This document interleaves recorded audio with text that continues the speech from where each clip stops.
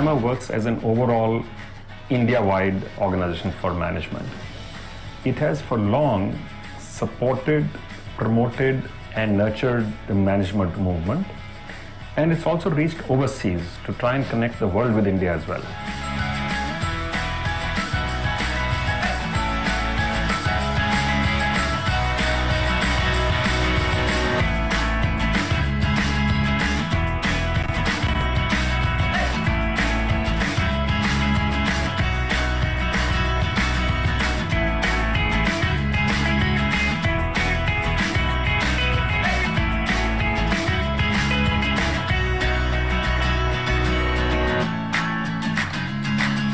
So whether you're a young student out there or whether you're a practicing professional, I think being a member of AIMA will give you a huge network, will give you a huge range of new concepts, and it gets you access to events where you really get to meet some of the best and the finest speakers in the country from whom you can learn.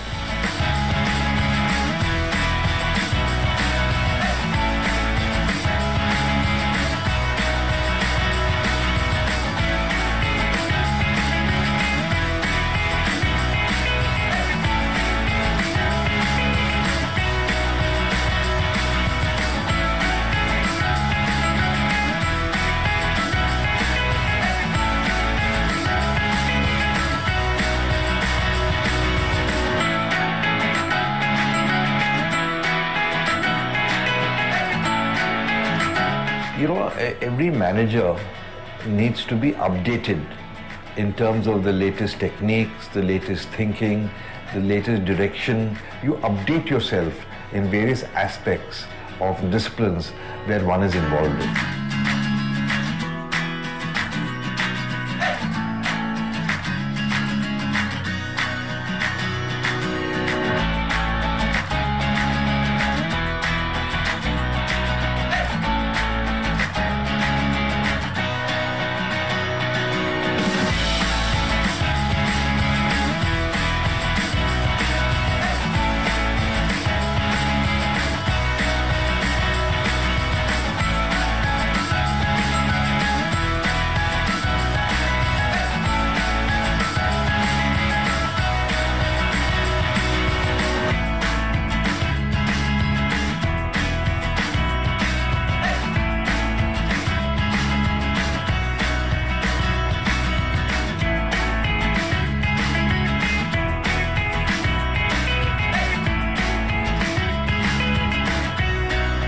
Continuous skill development, continuous education is a necessity for everybody.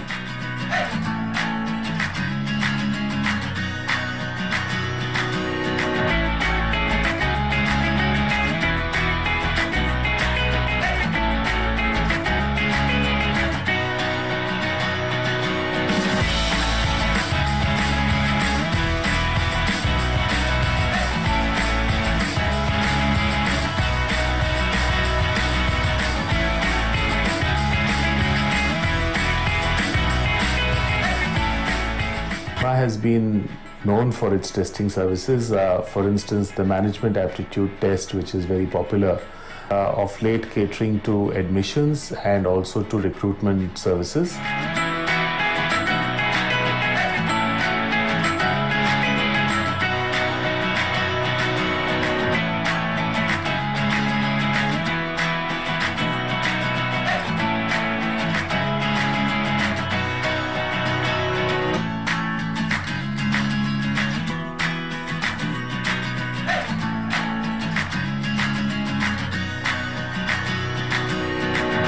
Not just the desire for success, but a fear of failure.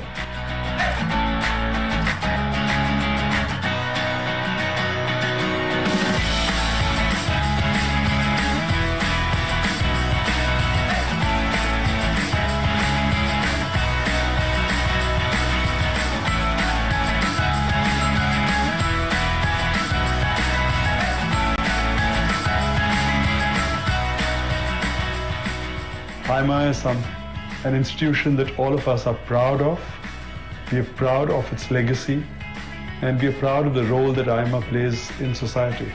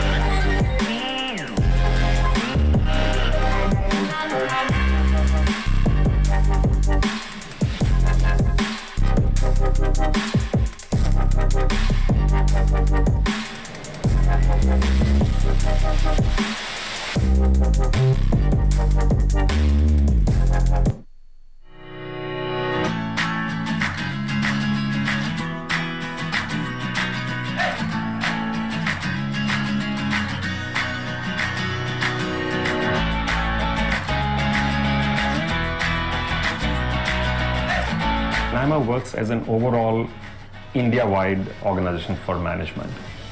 It has for long supported, promoted, and nurtured the management movement. And it's also reached overseas to try and connect the world with India as well.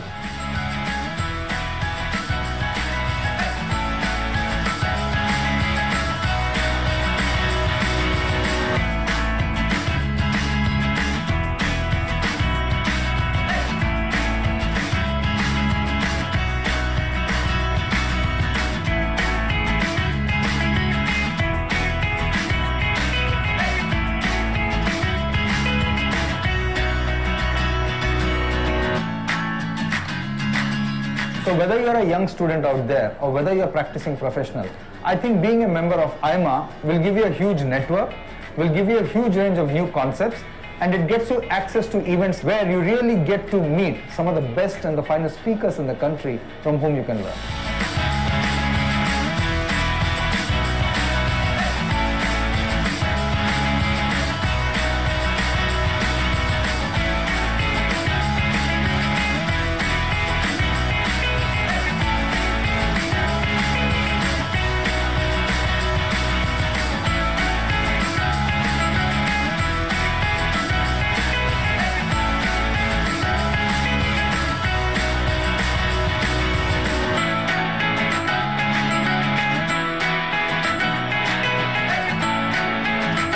You know, every manager needs to be updated in terms of the latest techniques, the latest thinking, the latest direction. You update yourself in various aspects of disciplines where one is involved in.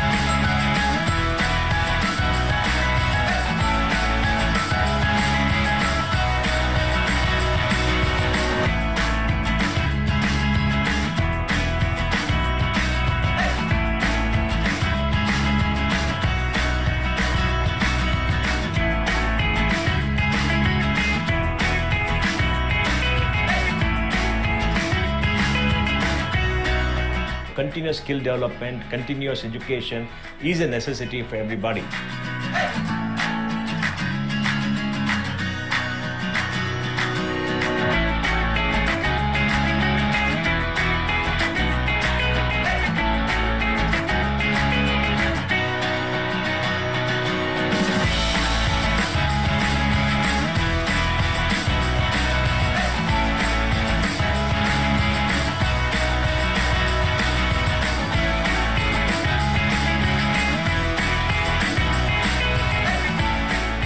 AIMA has been known for its testing services. For instance, the management aptitude test, which is very popular, of late catering to admissions and also to recruitment services.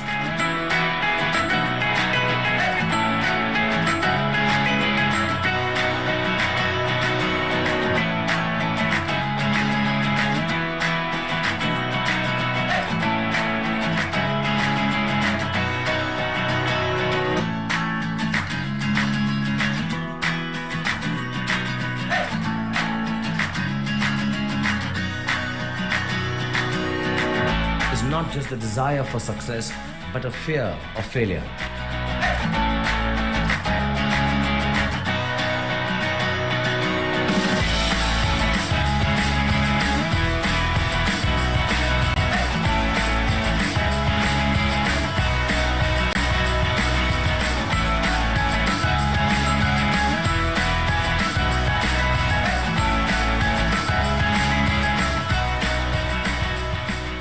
AIMA is an institution that all of us are proud of. We are proud of its legacy, and we are proud of the role that AIMA plays in society.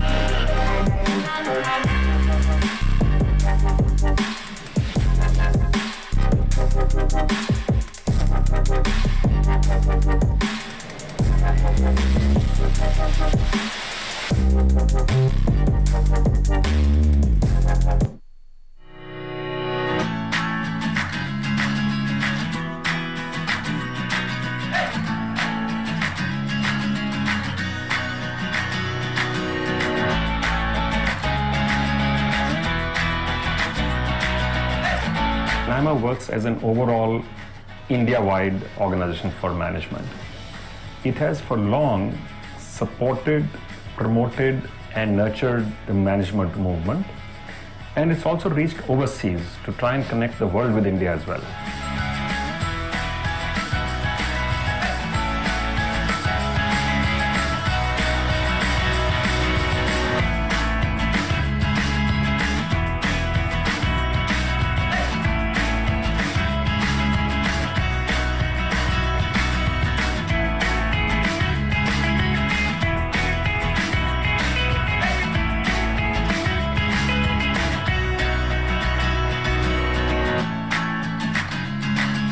So whether you're a young student out there or whether you're practicing professional, I think being a member of AIMA will give you a huge network, will give you a huge range of new concepts, and it gets you access to events where you really get to meet some of the best and the finest speakers in the country from whom you can learn.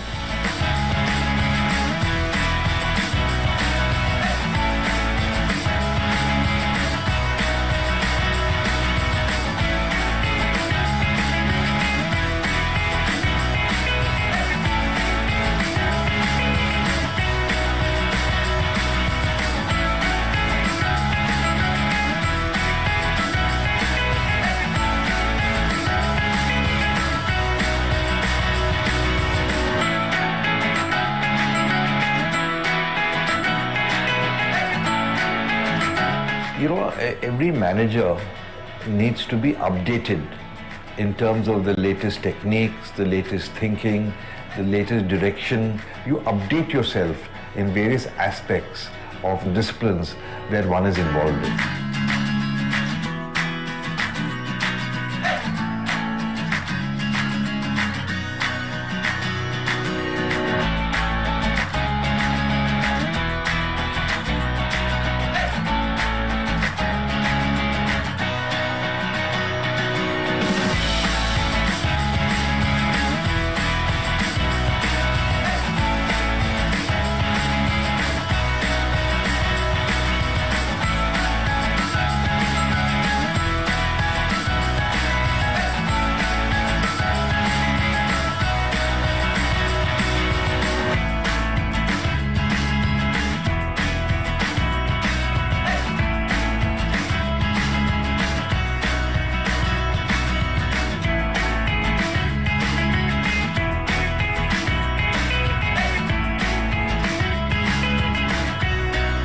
Continuous skill development, continuous education is a necessity for everybody.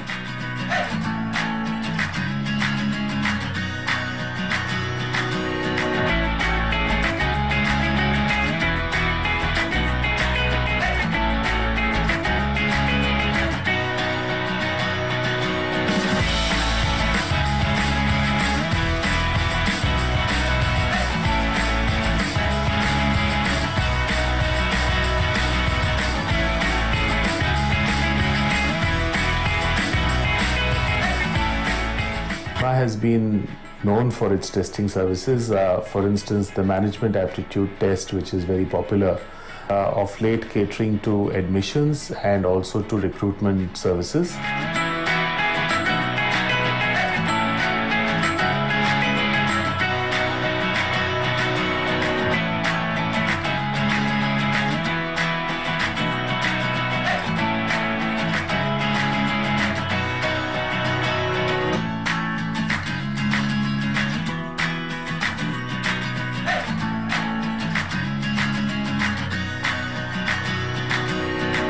Is not just the desire for success, but a fear of failure.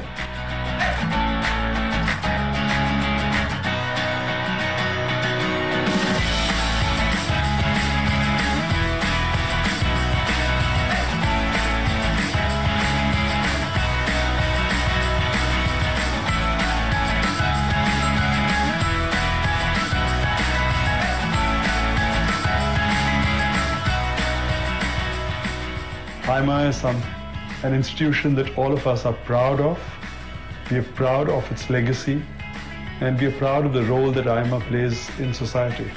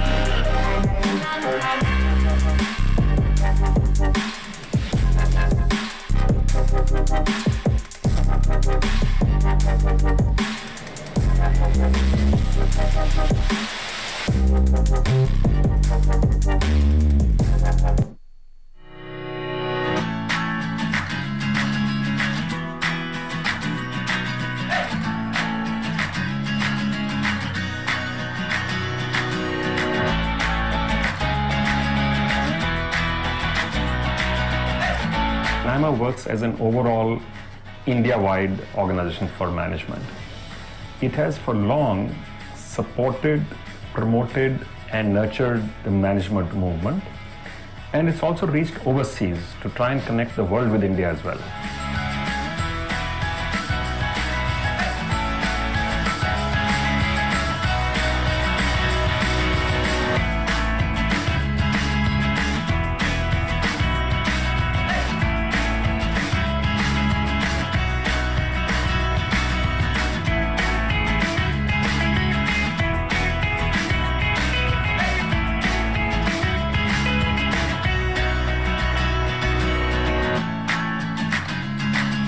So whether you're a young student out there or whether you're practicing professional, I think being a member of AIMA will give you a huge network, will give you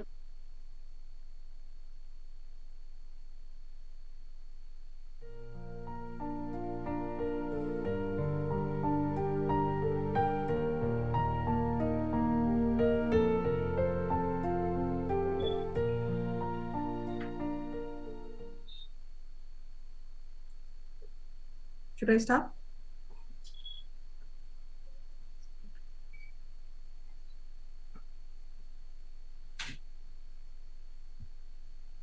Good morning, ladies and gentlemen.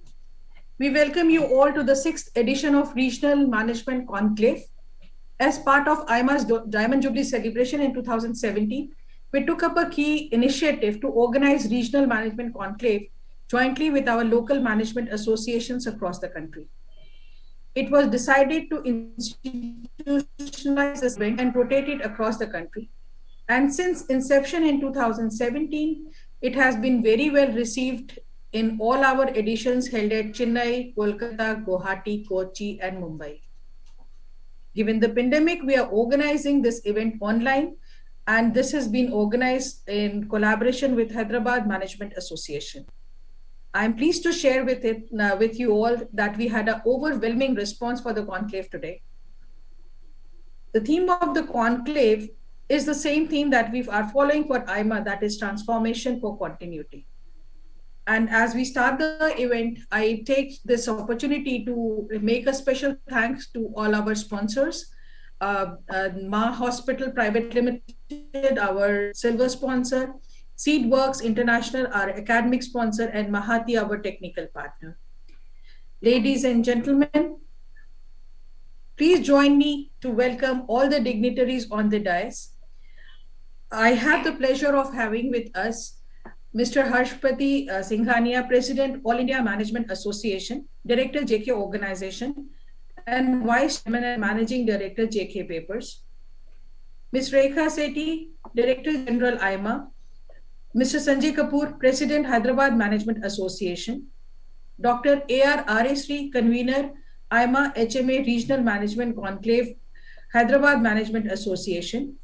And we would be very shortly joined by Mr. K.T. Ramarao, Honorable Minister of IT, Industries, Municipal Administration and Urban Development.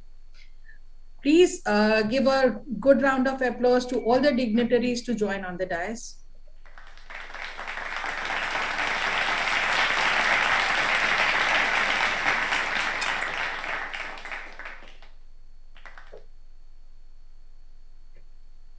May I now request the lighting of lamp to mark the inauguration of the Regional Management Conclave.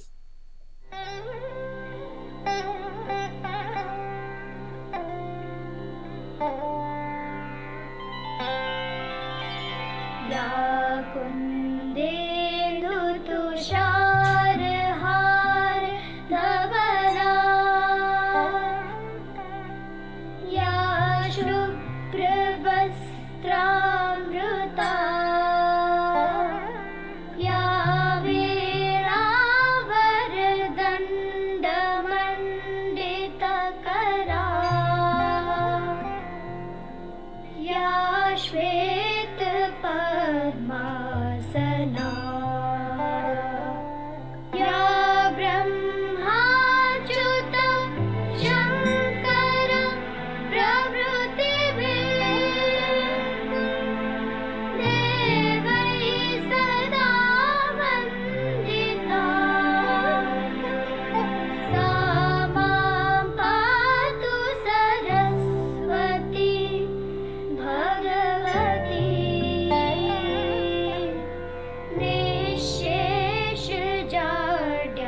Thank you, sir.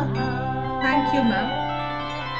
May I now request the release of the souvenir of the Regional Management Conclave.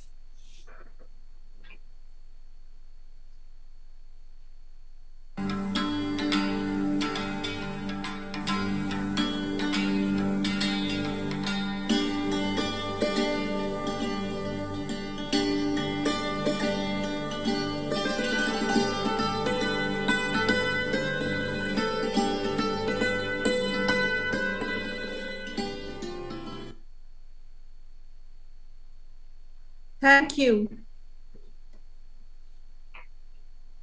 May I now request Mr. Sanjay Kapoor, President, Hyderabad Management Association, to deliver the welcome address.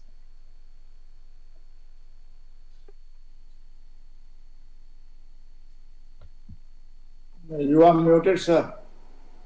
You are muted.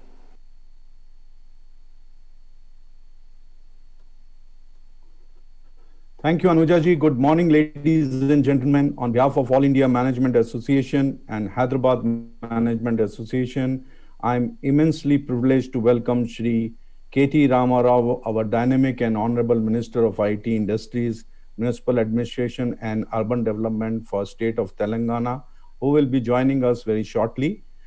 Shri Harsh Singhania, President, All India Management Association, and Vice Chairman and Managing Director, JK Paper Limited, and Director, JK Organization, Ms. Rekha Sethi, Director General, All India Management Association, Professor Arisri, Convener, RMC, speakers and chairs of all the 4 plenary sessions, dignitaries, management committee members, and secretariat staff from AIMA and HMA.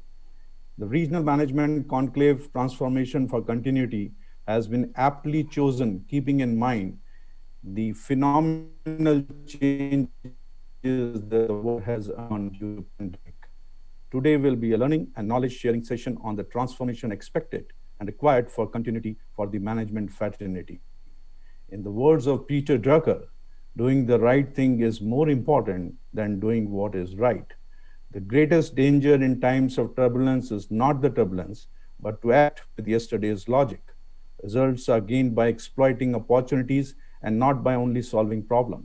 Just like our Minister of MAUD, IT and Industries has utilized the opportunity of initiating completion of various flyovers and road laying / repairing during lockdown, many of which are completed in record time. There are many companies who have used innovative ways during the pandemic. Companies manufacturing alcohol went on to make sanitizers. Cottage industries went on to make masks, and so on and so forth.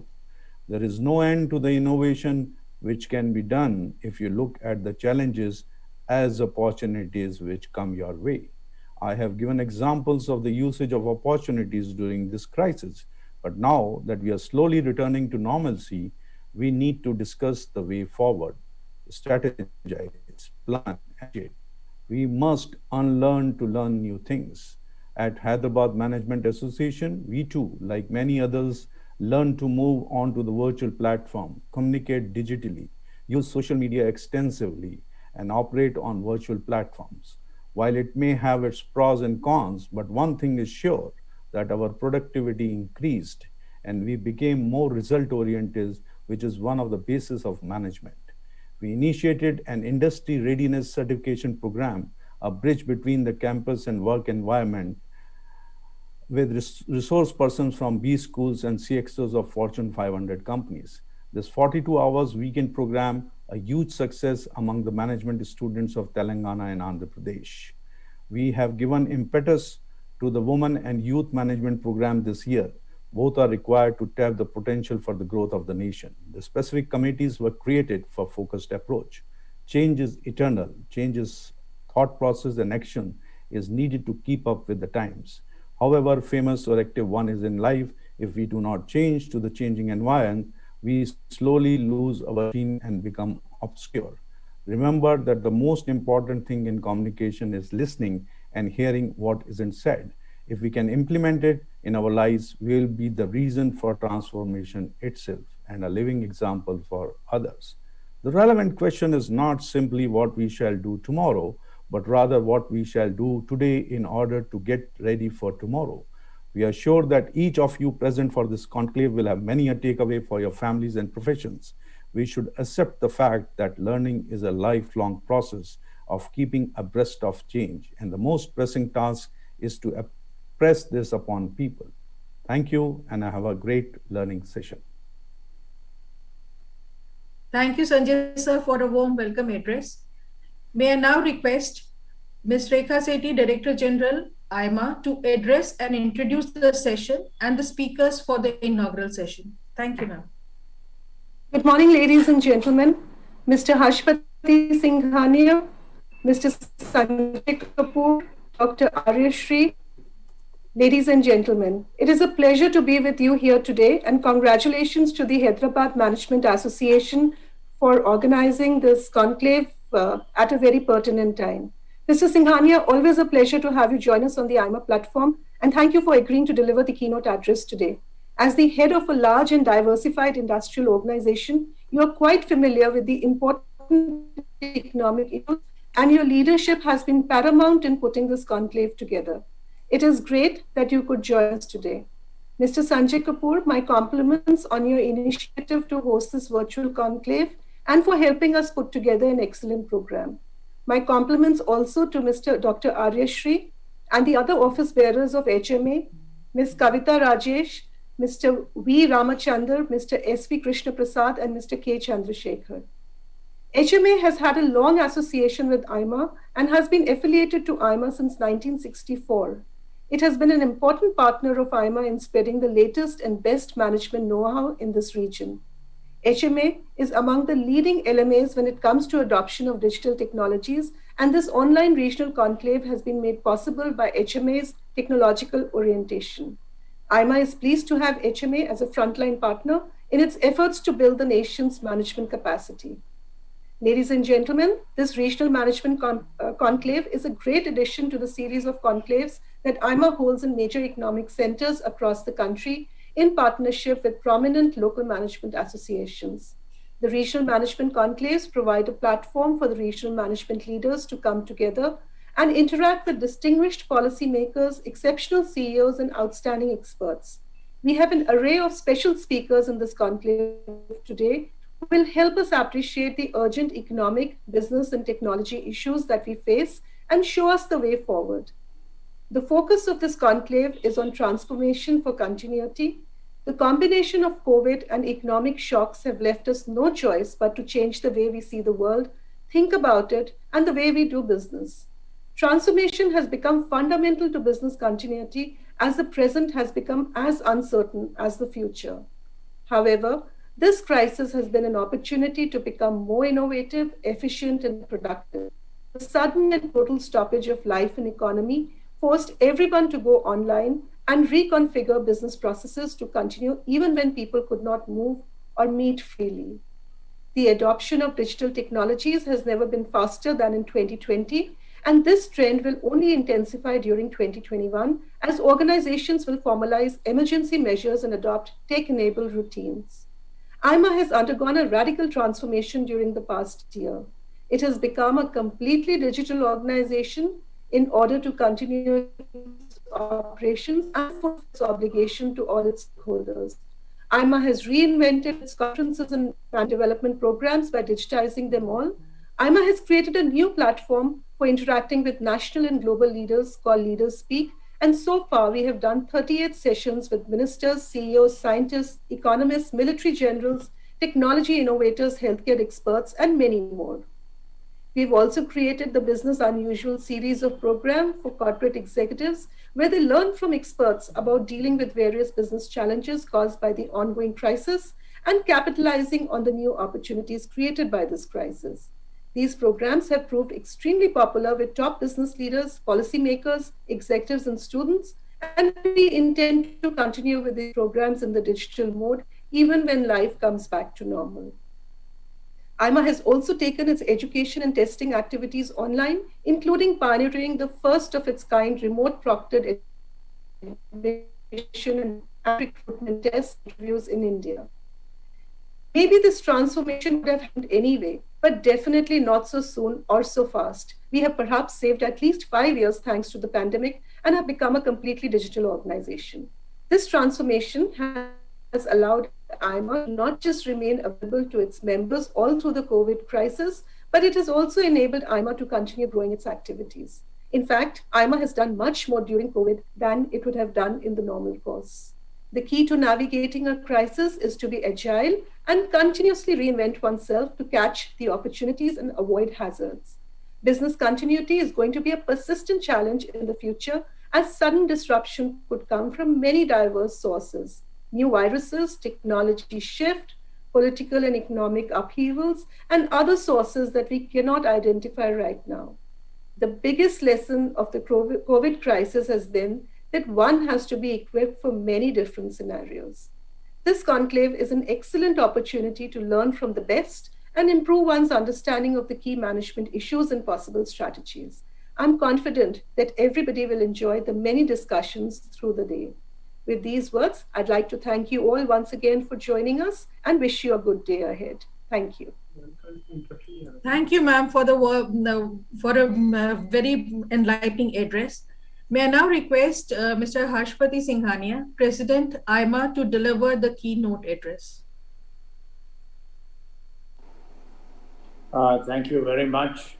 Good morning, ladies and gentlemen.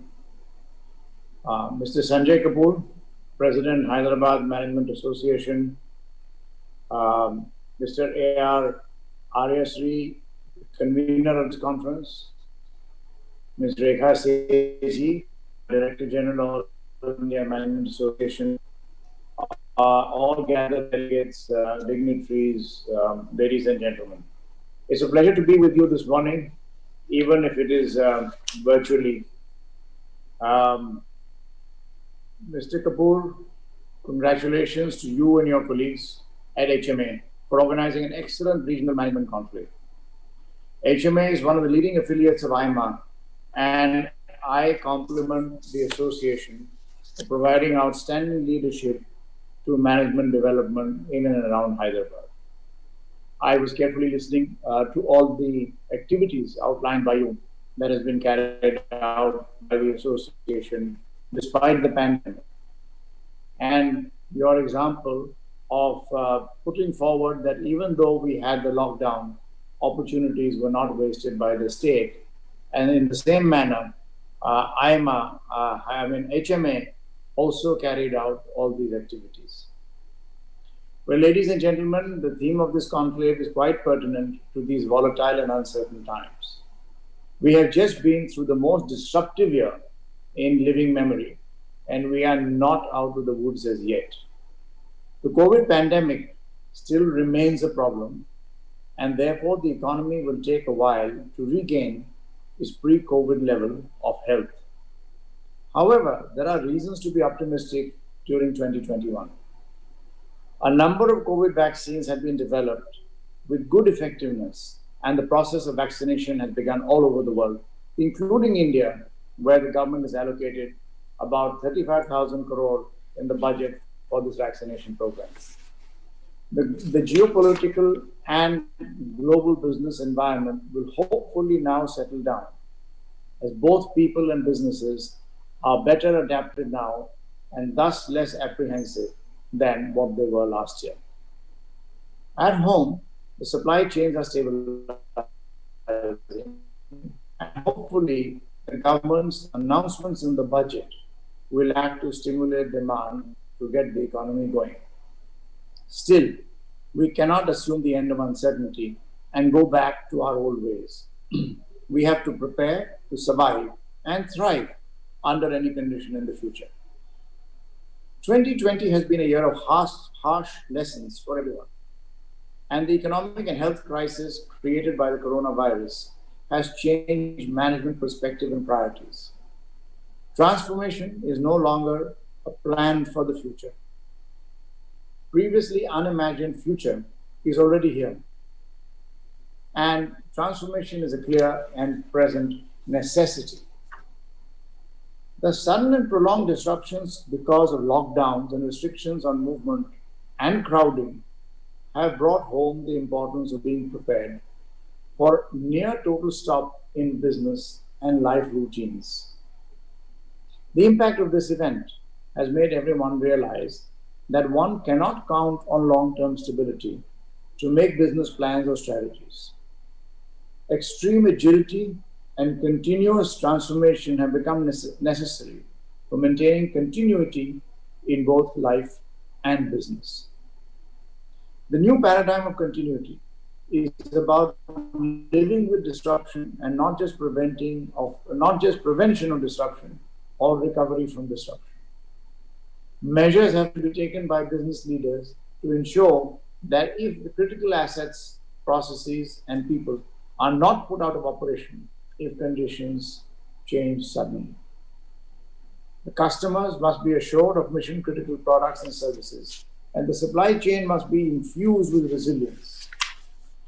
Information, communication, transaction, and delivery must be secured through adaptable infrastructure and system architecture.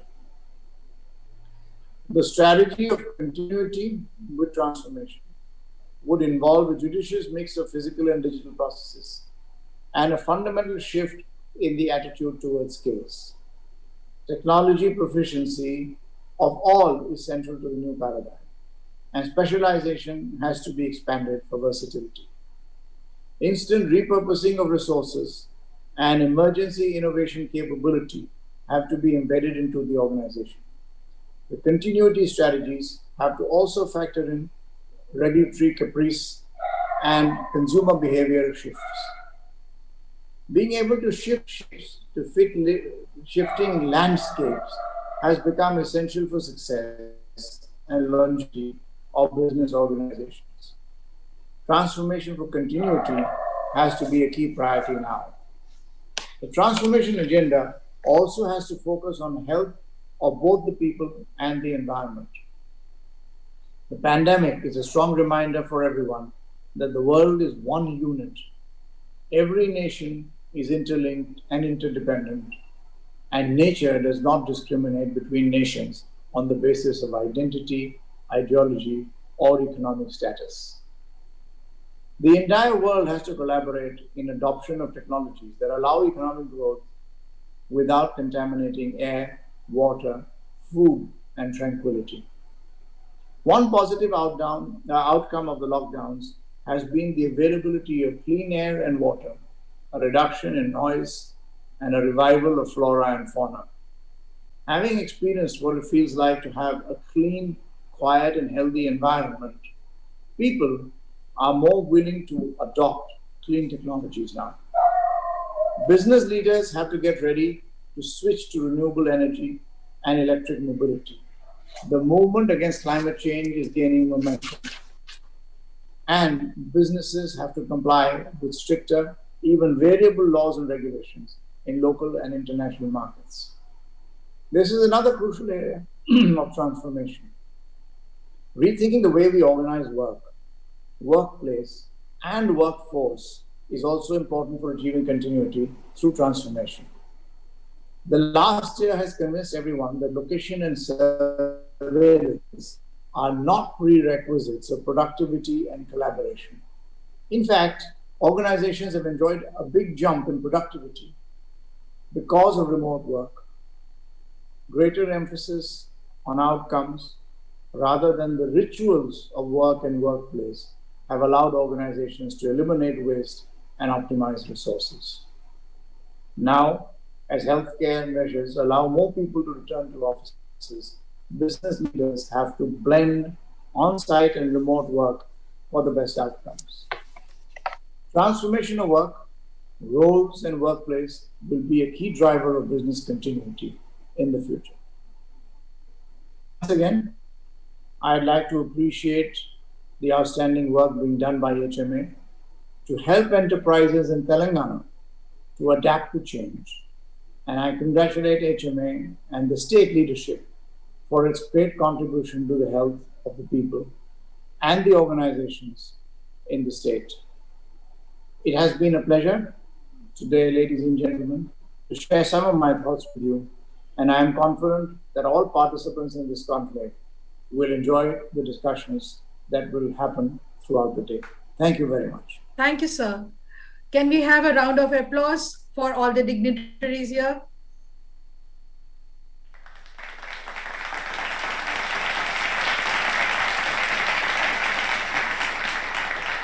Thank you. Ladies and gentlemen, we have an announcement to be made here. Honorable Minister Mr. K.T. Ramarao has been called in CM office and is still with the CM. However, he has shared his message. May I now request Mr. Sanjay Kapoor to read the message. Over to you, Sanjay sir. Thank you, Anuja. To all the delegates, we were waiting eagerly for our beloved minister to join us, but unfortunately there are certain developments and he has gone to the CM office and he has personally conveyed this to us, and he has also sent the message which I will like to read out for all the delegates and the people from HMA and AIMA.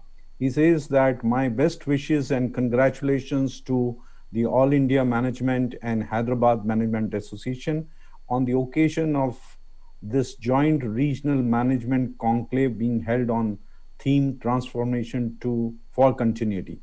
I commend India Apex Body of Management and Deccan Region Leading Management Association HMA on their relentless efforts to enhance and promote the management profession in the country and also among their regional constituents.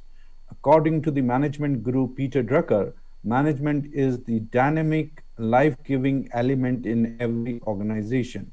It's an activating force making the people ready to achieve the organizational goal.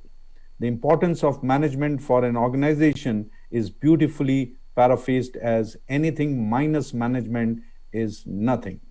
Effective management becomes specifically critical in times of crisis, such as the one the whole world has been facing for close to a year now. As business steps into a post-coronavirus future, they need to find a balance between what worked before and what needs to happen to succeed in the next normal. The theme of the AIMA HMA Regional Management Conclave is very well timed and couldn't have been more apt. Despite posing business continuity challenges, the COVID-19 pandemic has also created a new wave of opportunities for businesses to alter the way they looked and accelerate transformation.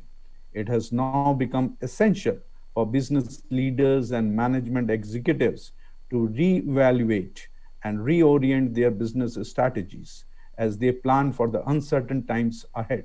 Investing in stronger future-ready practices and capabilities will pay off in the long term and help organizations emerge stronger and better equipped for the future.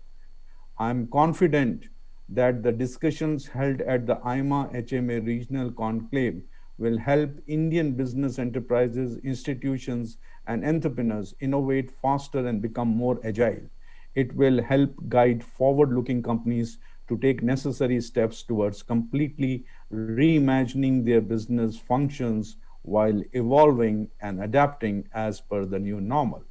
I would like to wish the organizers, esteemed speakers, and learned participants every success, not just in the regional management conclave, but in all their future endeavors as well. Signed by K. Taraka Ramarao. Thank you very much, Sir Minister. We would have missed you, but we got your message and we will definitely implement. Thank you very much. Thank you, sir. Thank you for reading out a very, very encouraging message from the Honorable Minister. May we have a round of applause for Minister's message?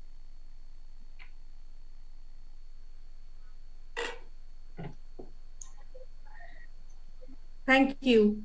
May I now request Dr. A.R. Aresri, Convener, AIMA HMA Regional Management Conclave, to deliver the vote of thanks. On behalf of Hyderabad Management Association and All India Management Association, New Delhi, we are extremely happy to express our deep sense of gratitude to our beloved K.T. Ramarao Garu, Honorable Minister for IT, Industries, Municipal Administration and Urban Development, Government of Telangana, for his presence, for his gracious presence and message. I know he is not here, but his heart and soul are with us. Okay, for delivering a keynote address through our President Sanjay Kapoor for this regional management conclave on transformation for continuity. Also, I profusely thank Sri Harshpat Singhania, President, All India Management Association and Director, JK Organization, Vice President and Vice Chairman and Managing Director, JK Paper Limited, for his words of wisdom as part of his keynote address.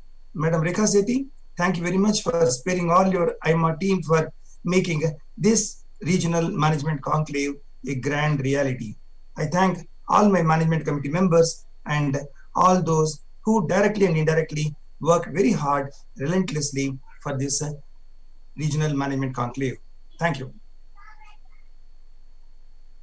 Thank you, Dr. Aryasri. With that, we come to the end of the inaugural session. But I would like to update all our participants who have joined us today that this conclave is today being seen by participants not only from Hyderabad, but across India and across the world. And this panel has got a very interactive panel has been designed here. We can download the souvenir that was just released. This can be downloaded from the main lobby where we have the download button. The souvenir has a very rich collection of articles and speaker profile. Please stay tuned, be connected with us. We would be shortly joining our first plenary session on marketing in times of crisis, pivot or perish. We have a very good round of speakers aligned today. Please keep tuned here, and we will take a short break, but please, you can look into the panel and probably experience a lot of good activities happening here. Thank you. The next session would start sharp at 11 o'clock. Thank you all. Have a good day. Thank you, everybody. Thank you very much, Rekha ji. Thank you, Singhania Saab, for your presence here. And we look forward to an energy.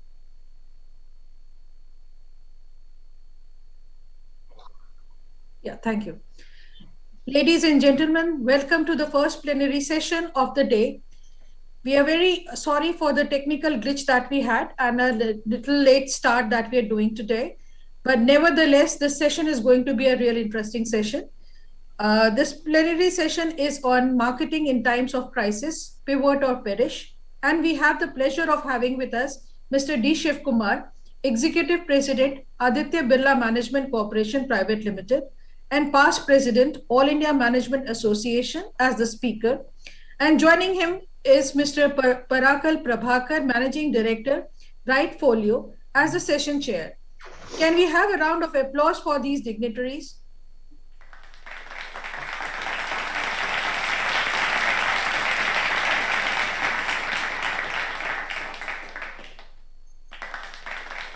Thank you. May I now request Mr. Parakal Prabhakar to initiate the session by briefly introducing the topic and Mr. D. Shiv Kumar and take the session forward. Over to you, sir. Hello, Mr. Shiv Kumar. Hi, morning. Sorry, this thing not working now. I'm doing it on my phone. Okay, please go ahead. No problem, no problem. I welcome everybody to this session. I think this session is going to be very, very important. We are, as you all know, that we are passing through a very unprecedented time of crisis.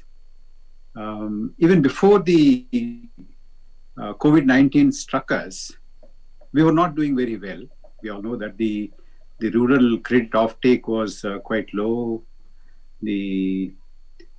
All the indices were on a southward journey. And on top of that, this is what we have for the last more than 11 months or so. Now, how do marketeers tackle this? How do they look at this scenario?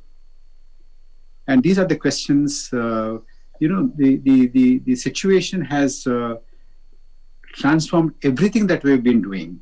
We have been taking for granted so many things. And for instance, look at the way we are now meeting and conducting this session. We're all virtual. Otherwise, probably we would have all been in Hyderabad or would have been in some place together, meeting each other and shaking hands and exchanging ideas. But then we are all doing this virtual. This is one point. The markets have changed. Our domestic life has changed. our politics has changed, our social interactions have changed, the way we communicate has changed. Everything has undergone a lot of change and transformation. And this also, because of this, the work has stopped, the work culture is going to undergo a huge and tremendous change. In all this, the marketeers do face quite new challenges, unprecedented challenges. To lay out the what exactly is the situation and how do we go about, how do we look at these things, how do we face these challenges, we have a very distinguished speaker with us, Mr. Shiv Kumar. I welcome Mr. Shiv Kumar to this session. Mr. Shiv Kumar, as Anuja has already said, he is the President for Strategy and Business Development with the Aditya Birla Group. He was with Pepsi as CEO, India CEO, and with Nokia. Before that, he was for quite a long time with HUL. He, over his more than 3 decades of his career, he has managed about 50 brands. He's not just a manager and a distinguished business leader, but he's also a thinker, a writer, who wrote extensively on innovation, leadership, business models, digitization. And another interesting topic that he is interested in is not only just leadership, but followership. In most of the management and business literature, we miss this. People talk about leadership, but they don't talk much about followership. Shiv Kumar talks about followership too. And I'm sure that we are going to have a great session, a great talk by Mr. Shiv Kumar. Mr. Shiv Kumar, we're all ears for you.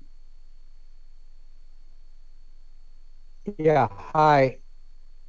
Good morning, everyone. Sorry for this thing. I don't know, there's some firewall issue which stopped me from logging in. First time it's happened. I've done so many. Sanjay, will you run the slide, please? We'll try and finish at 12 o'clock so that you're back on time. Sanjay, who's putting the slide on? Yeah. So the topic given to me was marketing in a crisis. Okay, and absolutely delighted to do this for the regional conference based out of Hyderabad today. Next slide, please. So I've just finished writing a book. This book is available right now on pre-order. So please do order it. It'll be with you next week. They will deliver it physically, whether it's Amazon or Flipkart. And as I would say, reading this book will seriously improve your career health, prospects, and enhance your CV value. So a quick plug-in. This is my first book. So you will see this on the shelves next week. Do pre-order. Next chart, please. So the structure I'm going to follow is that marketing is in a crisis. The topic was marketing in a crisis, but I also thought about, is marketing in a crisis? And I think, yes, marketing is in a crisis. What do consumers do in a crisis? And what do marketers do in a crisis? And then I have a quick summary. Next slide, please. The first thing I would say is, before marketing addresses a crisis, I think marketing needs to look at itself deep in the mirror. I think marketing is in a crisis. That's because basically consumers do not trust marketers specifically on the advertising. Something like 96% of American consumers do not trust advertising. And the number is very high in India. Close to 25% of people block advertising. 47% of people believe that advertising is annoying. Okay, so while a lot of good is there in marketing, a lot of bad is there, which is led by advertising. Next slide, please. So this lack of trust in marketing and brands is actually very funny for me, having been associated with brands, or 60 brands over many years. And let me explain to you why I find it funny. Next slide, please. I find it funny because quality has improved of every single industry. Every single industry, you name it, quality has improved. In the past, we were used to shoddy airlines. Today, we have good airlines. In the past, we were used to shoddy soaps and shoddy shampoos. We're used to very good products now. In the past, we were used to shoddy laptops. Today, we have very good laptops. In the past, we were used to shoddy hotels. Today, we have very good hotels. So in every category, quality has improved significantly. So then why should marketing not be trusted? Next slide, please. The next aspect I would say is look at packaging. The overall quality of packaging of every single category has improved significantly. Okay, packaging today is of international standards in almost every category. So then why should marketing not be trusted, and why is marketing in a crisis? Next chart, please. If you think about it, the sensory appeal of every single product has improved significantly. Whether it's the lathering of the soap, the fragrance of the soap, the fragrance of the shampoo, the melt of the chocolate, the release of the chocolate in your mouth, okay, the brew of coffee, every single sensory appeal associated with any product, whether it's food product or personal care product, design as a very fundamental sensory appeal element. Design of cars has gone up significantly. Design of motorcycles has gone up significantly. Seats have become more ergonomic. Design of scooters has gone up significantly. So the sensory appeal has gone up. So quality has improved, packaging has improved, sensory has improved. Next, please. And today brands are targeting their consumers much better with insights. Where is the consumer? What is he or she doing? How do we actually talk to the consumer? They've actually improved their craft. Next slide, please. So the question remains is, so where is the problem for marketing? Before marketing addresses a crisis, it itself is in a crisis. So where is the problem? Next slide, please. I believe the problem is in puffery. It's in the claims. It's in taking the consumer for granted.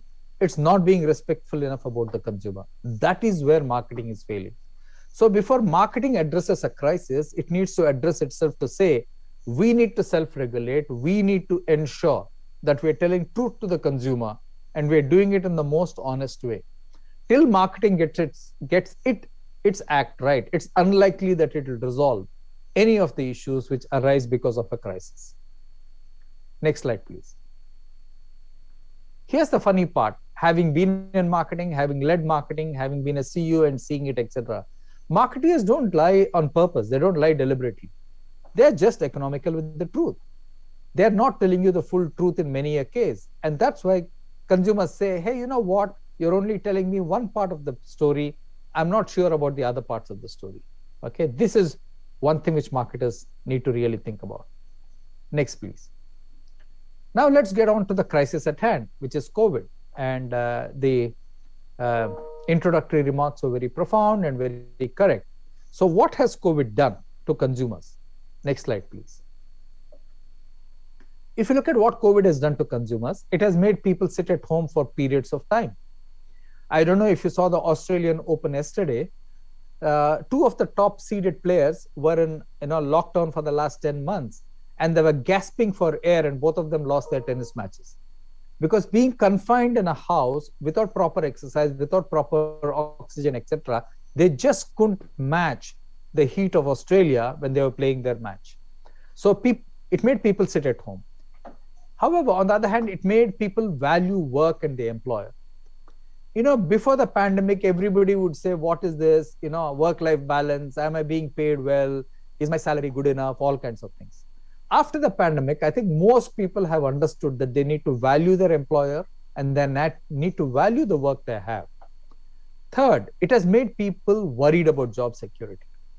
I think everybody recognizes that 63% of industries are saying we are facing disruption, and another 40% are saying it's on its way, okay, if it's not already there.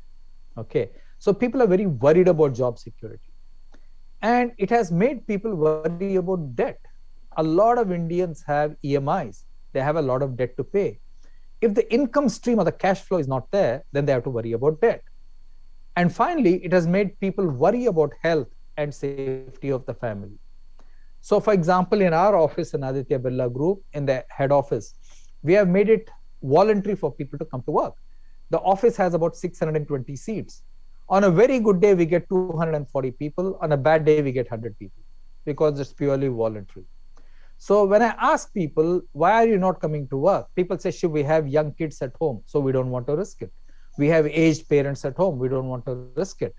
The public transport is not that safe, we don't want to risk it. My driver hasn't come, we don't want to risk it." So these are the kind of things which people are telling us. So this is what has happened as people have gone through this crisis called the pandemic. Next slide, please. So how did consumers behave in this crisis? Marketers need to understand how consumers behave before they really come with an answer to it. I think they slowed down EMI payment. In the last 6 months, because the government has said that, loans should not be pushed for repayment of loans, consumers have dropped their EMI payments by 200 basis points in the last 6 months. They've looked for healthy options in every category. Health innovations today account for 2.5% of all sales in the last 6 months. Okay. Today we have healthy yarn, we have a healthy fabric, we have a healthy shirt, we have an antibacterial something, we have an antibacterial something else. Every single thing, whether it's an industrial product or a consumer product, has taken a health connotation. Next, they've looked for innovation. Is there anything new, okay, that you're trying to tell me? When you don't have something new, what happens is the consumer beats you down on price. Next, they have changed health and hygiene habits. The amount of sanitizer, the amount of medical testing devices which are there is just amazing right now in the marketplace. Wipes are selling, sanitizers are selling. The number of diagnostic tests out there are fantastic. So everything concerned with health and hygiene has changed. And it has come at very reasonable prices. For example, the rapid test in India costs you about 900 rupees. Okay, in a place like Delhi, maybe lower in other parts of the country. Now, the same test in America, the same rapid test is $200, which is 14,000 rupees, believe it or not. Okay, so now India, thanks to its private enterprise, thanks to the scale, etc., has been able to get very low rates of managing this. Next, it's changed learning habits.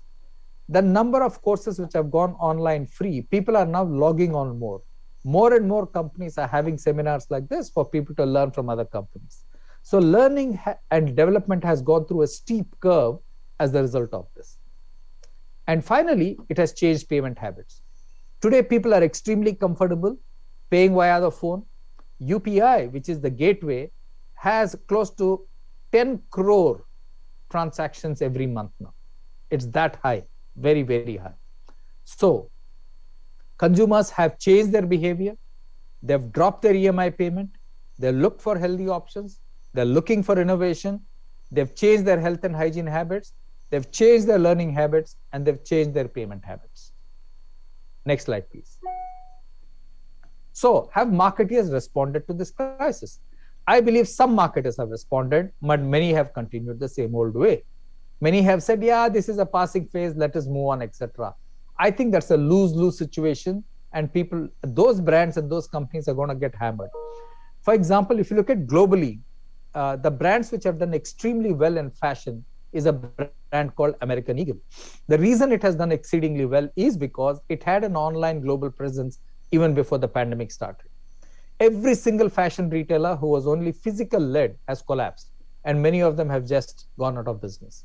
So this is a permanent shift. This is a permanent fork in the road.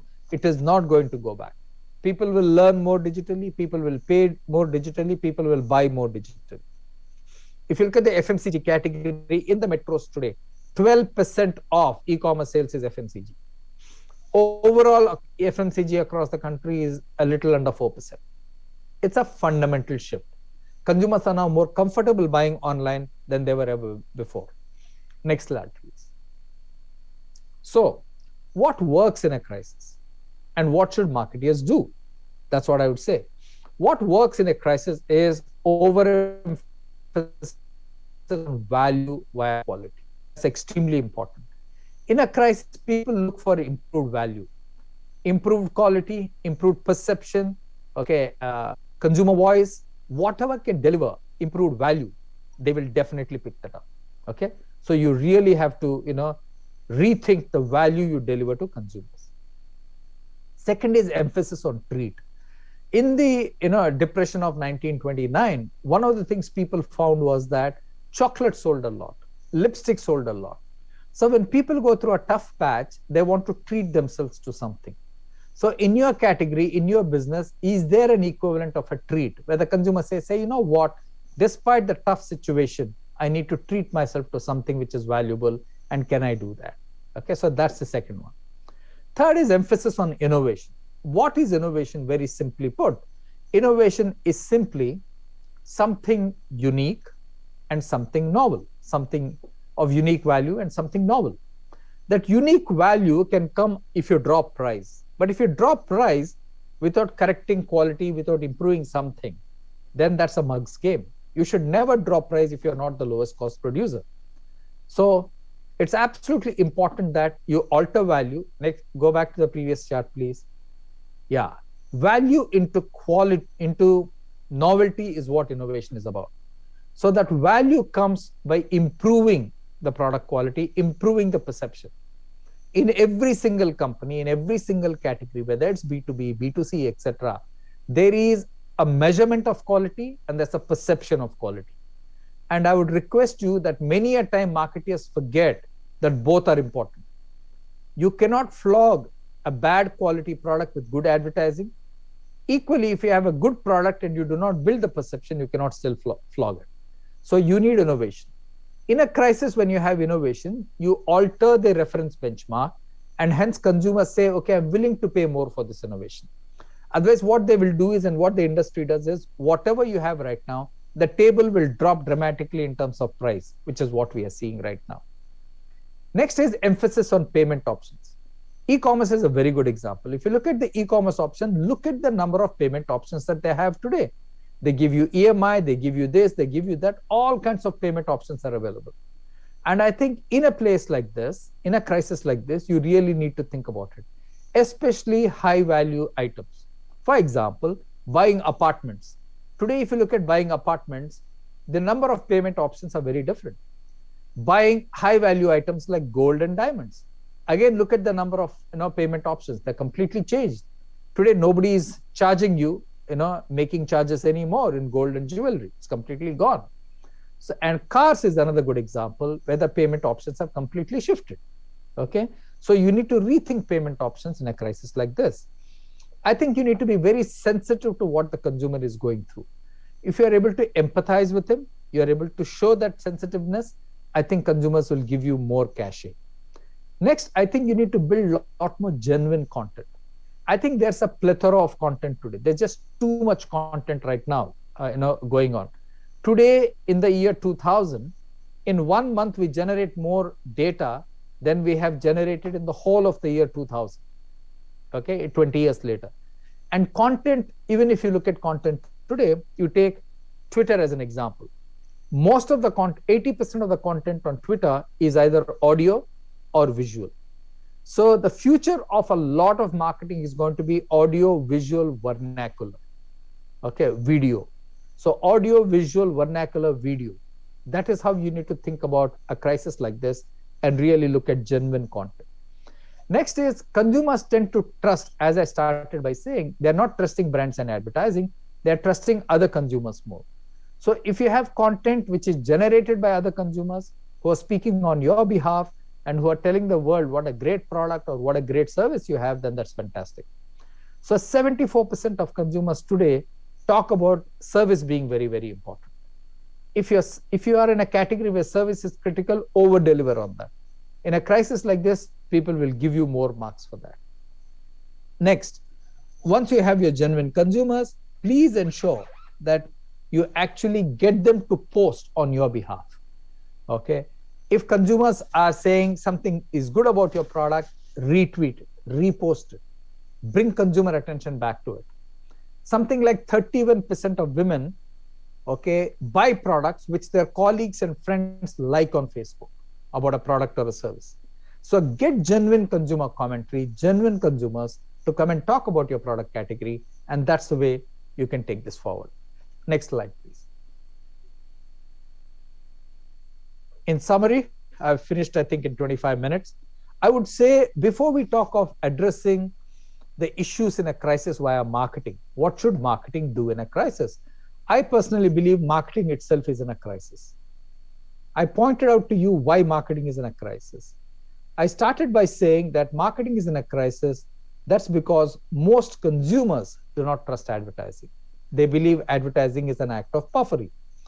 This is actually very surprising because the quality of each and every product and service in this country has gone up significantly in the last 20 years. This is also surprising because the packaging of every single product and service has gone up significantly. It's also surprising because the sensory appeal of products has gone up significantly, whether it's the melting of the chocolate in your mouth, or the lather of the soap, or the fragrance of the shampoo, or the design of the car or the scooter. Every single sensory appeal has gone up. I think brands are targeting consumers much better. So the real problem comes in advertising and our consumers being told the full truth. And that is the challenge. Media is a great example. If you look at the bombarding of media, everybody is trying to say something or the other, basically to ensure that they get TRPs, and that's what consumers don't like. And everybody is trying to outdo the other by shouting against each other. So marketers don't lie deliberately. I think they're being economical with the truth. And I would really urge all marketers on the call to take a deep, cold shower and get back to the truth. What has COVID done? It has made people sit at home. It has made people value work and their employer much more. It has made people worry about job and job security. And it has made people worry about health and the safety of the family. Consumers have changed significantly in their behavior. They have dropped their EMI payments by 200 basis points. They're looking for healthy options. They're looking for innovation, which is basically, value into novelty. That's exactly what it is. They've changed their health and hygiene habits, and they've changed their learning and payment habits. Some marketers have responded, some marketers have not responded. And I would urge all marketers to be sensitive. All of marketing communication in a crisis is about risk and sensibility. Every communication you put out will have some risk, but you need to consider the sensibility that you're addressing. So that's all I had to say, ladies and gentlemen. I've taken exactly about 25, 26 minutes. I'm really sorry for the glitch. I think there's some problem with the firewalls, but I'm really happy I was able to do this on the phone with all of you. Thank you. I'm more than happy to pick up your questions. I think we have 12 minutes before the session closes, so I can take your questions for 10 minutes. Thank you very much.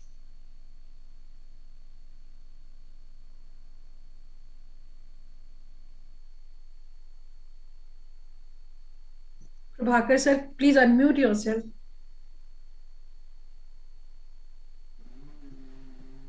Thank you very much, Mr. Shivkumar. Very extremely insightful talk and very useful for all of us who have been in the session listening to you. You have distilled all your experience and your insights that you've gained over the last several decades into just about 20-25 minutes. Very pithily summarized the entire talk that you had given. Thank you very much for that. I have received a few questions, but before I go into taking up one by one, of course, we don't have much time to go elaborately into them. I myself have a question. I take advantage of my position as a chair to make this remark and ask you a question too. Essentially, what I understood from your talk is it all boils down to how do you communicate with the consumer, and how do you reach your message to the consumer through the advertising, which is not very well trusted, and of course the influencers, the fellow consumers they talk about. Now that's mainly going to be digital, isn't it? Because influencers can tell the other customers on a larger scale. If you have a small cohort of 10 to 15 people who talk about the brands and the products, that's fine. But largely, I think it's going to be digital. Is this going to be, the way forward?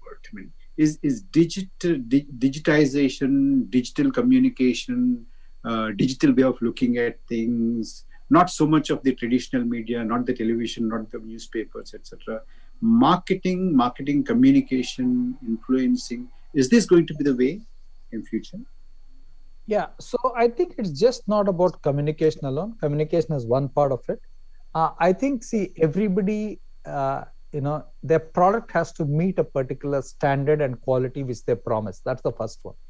The heart of all product marketing is your product must deliver more than it promises.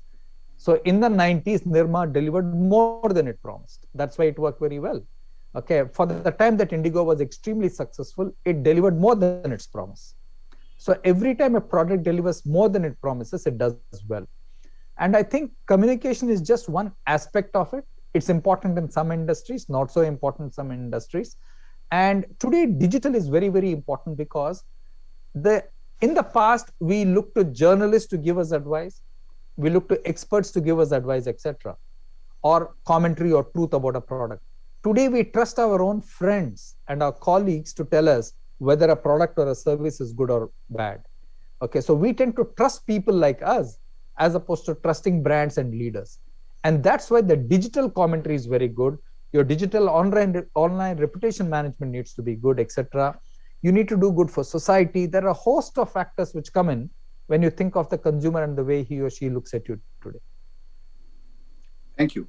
I have received one question from our participants. I read out the question. I have many more, but if we can be straight and brief, probably we can take as many as possible before we end in another 8 minutes or 7 minutes. The question is, marketers face severe challenges in a struggling economy that has been further devastated by COVID pandemic. What is your one advice to the marketers in these challenging times? Yeah, so the one advice I would have in these challenging times is be genuine. Okay, in whatever you do, try to be as genuine as you can, whether it's with your distributors, whether it's with your consumers, whether it's your ecosystem partners, whatever you do, have genuineness and authenticity.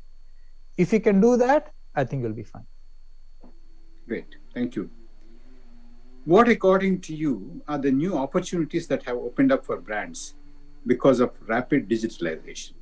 Well, you've dealt with that a little bit earlier, but probably you can elaborate, I think the advantage is to segment better and to talk to your consumers directly. The advantage is your ability to build adjacencies. Advantage is ability to build a health story in whatever you're offering. Mr. Shivkumar, another question that I have is, how can brands reflect their customers' aspirations and values? Yeah, so here's the thing. That's a great question. There are 3 levels at which you need to think about it. Does the consumer respect your brand and look up to it? Does the consumer think that you're an equal? And does the consumer look down on your brand? Okay, all 3 happen to consumers at every point of time. There's no doubt about that. For example, somebody might look up, for example, today to a Mercedes as a car. Somebody might look at a Maruti and might look down at some of the old models of the car. So that's how it is. I think aspiration and building aspiration via quality and values and lifestyle is a very important way to build aspiration. One more question. This is from Mr. Prasad, RVSS. He begins by saying that this was an excellent presentation by you. And he says, he asks you, please throw some light on how we can adopt to digital marketing during this crisis. Yeah, the thing is, the great question again. Digital has to be an end-to-end answer. A lot of companies think, okay, I will put 2 digital people in a marketing team and then we'll become digital. It doesn't work like that. It has to be an end-to-end answer. Your processes have to be end-to-end. For example, the backbone of a very good company is the sales and operating process. That has to be completely digitized. And that process should determine what raw material is bought, who is paid, who is sold, and what adjustments are there in sales, volume up and down. Okay, so you need to digitize all your processes and ask yourself what percentage of your processes are digitized in a company. Can you slightly elaborate on that? What are the steps and what are the it's very simple. stages of Yeah, if you're a small and medium enterprise, I'll give you a very simple answer. Contact Amazon Web Services. They will do most of it for you. Okay, so they will do the whole thing for you. Get your team and yourself immersed in digital. They will also train you digitally what needs to be done, etc. Okay, so please do that. If you need any help, do write to me on my email ID and I'll put that with them. Wonderful. Thank you very much. Another thing that I found very interesting in your remarks during the talk was treat your consumer with respect. That's very insightful. I think. Do you find a strain of the brands talking down to the consumer? Okay, let me explain. Is that something that that's your concern? Yeah, let me explain. See, it's like this. When in a digital world, you might get 100 comments from consumers as an example. Okay. Of those 100 comments, maybe 10 will be negative. But the way you react to them, I see many brands saying, "You're foolish, you're an idiot. You don't understand what we're trying to do." The consumer is telling you what he or she feels. I think the ability to engage and have that. For example, I post a number of posts on LinkedIn. Many times I get a comment saying, "This is wrong," or "That is wrong," etc. I reply back to the person saying, "This is my opinion. This is how I thought about it." And I leave it to your better judgment. Okay. You must treat people, especially people who disagree with you, with some dissent. Recently, I think Brand Equity ran an article against one of the large FMCG companies. Promptly, those FMCG companies reacted, violently against them. That's not the way. You're showing very little respect. You're actually showing arrogance. And I think a lot of brands and a lot of leaders need some digital arrogance. Absolutely. You need humility in today's world. I don't think you need that digital arrogance. And I would really request you, whenever somebody says something negative, first say, "Thank you. Thank you for this feedback," because feedback is the breakfast of champions. Champions really respond to feedback very well. They think about it. Okay, I get a lot of feedback on my LinkedIn. Very well said. Very well said. Yes. Very well said. Thank you. I'm sorry. I just you continue. Yes. No, I'm okay with it. Thank you. I'm just trying to see the other side of the digital world. Trolling and gaming in the sense, your rival or your adversary might probably set up something to continuously defame your brand by flooding the various handles and various platforms with negative news about you. How do we handle that? Yeah, that's a great question. In fact, I have written this somewhere. I think somebody asked me about my predictions. I think Hindu Business and somebody about the next year. One of the things I personally believe is that we'll see more regulation in digital. Today, we are already seeing that in Australia. France and Germany are already taxing digital companies. Okay, so I think you'll see a lot more, regulation coming. I think the industry should self-regulate first before the government does it. The government is almost certainly going to regulate it in most places. And for example, a very good example is what we just saw in America, where President Trump's Twitter handle was blocked by Twitter because they said he's inciting people. So one of the people who works for me in the ABG team is a chap called Gib Hodges, who's an American. So I was chatting about this with him. He said, "Shiv, while it is right that they have stopped Trump, don't you think they should stop the Ayatollah Khomeini, his Twitter account, because he's saying more about America than Trump is? Now, how can you have two different sets of standards?" So it made me think to say, yes, actually, he's right. So who sets this standard of saying, okay, that what you're saying is actually hurtful to my country and my people or to me personally? I think there will be some self-regulation. I personally believe that libel and laws around libel will move up dramatically. People will go to court. If you accuse me of something in a social media, I will go to court. And I think the awards will be even higher. That's what I personally believe.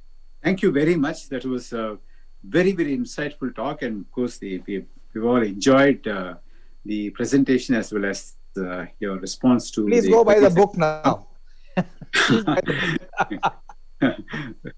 Thank you very much, Mr. Shiv Kumar. Thank you. My pleasure. Thank you. Bye-bye. All the Thank best. you. Thank you to Thank all you, the Mr. Prabhakar. Thank you Thank very you, much. guys. Thank you, sir. Thank you for a very candid discussion today. And I think you have really brought in marketing in the times of crisis, really talked about some of the very pertinent issues. I'm sure our participants have really learned a lot.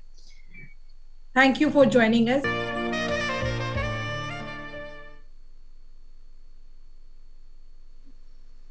Ladies and gentlemen, we now move on to the second plenary session of the day. And we have the theme of the session is on post-pandemic economy from recovery to transformation. And we have the pleasure of having with us Mr. C.K. Rangunathan, Chairman and Managing Director, Calvin Klein Private Limited, Senior Vice President, All India Management Association. Along with him, we have Mr. K. Ullas Kamath, Joint Managing Director, Jyoti Laboratories Limited as the speaker, and Mr. Somashekar Mulugu, Journalist and former Associate Director and Chief of Bureau, The Hindu Business Line, as the session chair. May I now request Mr. Somashekar Mulugu to initiate the session by briefly introducing the topic and the speakers and take the session forward.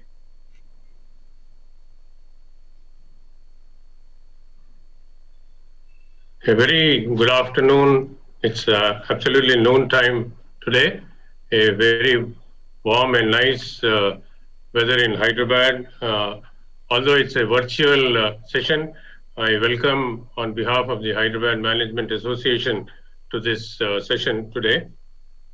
Friends, the year 2020 has been an extraordinary one in many ways for all of us in the world. It portends to be a game changer due to the pandemic. Two developments that are baffling experts as far as India are concerned are, one, the overall resilience of the Indian population to COVID-19. The dramatic fall in the numbers since October has really, woken up the scientific world to us. And today's news is that in more than 50% of all the states and union territories, there is no death reported. I think it's a great development for all of us. The second is the gradual recovery in several sectors of the economy since the easing of the lockdown. Though the bounce back is strenuous, challenging, and can take time due to the huge contraction in the GDP growth rate, there are hopeful signs on the horizon. Will the government's moves and stimulus inject the energy for a better turnaround? Will the vaccination help in building the confidence of the people in the near future? Finally, our economical revival will also depend on how the US, the UK, and several of these developed nations get out of this pandemic quickly and build their own economies. The irritants in the border with China and our relations also do play a crucial role. To discuss these issues and aspects with us today, we have two distinguished speakers. The first is Mr. C.K. Rangunathan. He is the Chairman and Managing Director, Calvin Klein Limited, and also Senior Vice President of the All India Management Association. Calvin Klein began as Chick India, and in the past 2 decades, introduced many popular brands like Chick, Spins, Mira, Indica, etc. It pioneered the concept of family salons in India. Mr. Rangunathan is also the president of the Chennai chapter for 2019 to 21. His most recent recognition has been the 2018 ICIS World Surfactant Award. Now over to Mr. C.K. Rangunathan to make his presentation.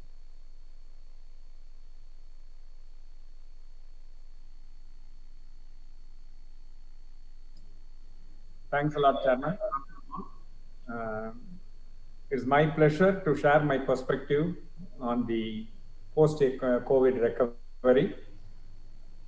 I would say that as far as the COVID vaccine, the impact on Indian economic growth, I don't think it can be undermined. though we have achieved over these things, there are other newspaper articles and other things claim that India has already achieved close to 50% of herd immunity.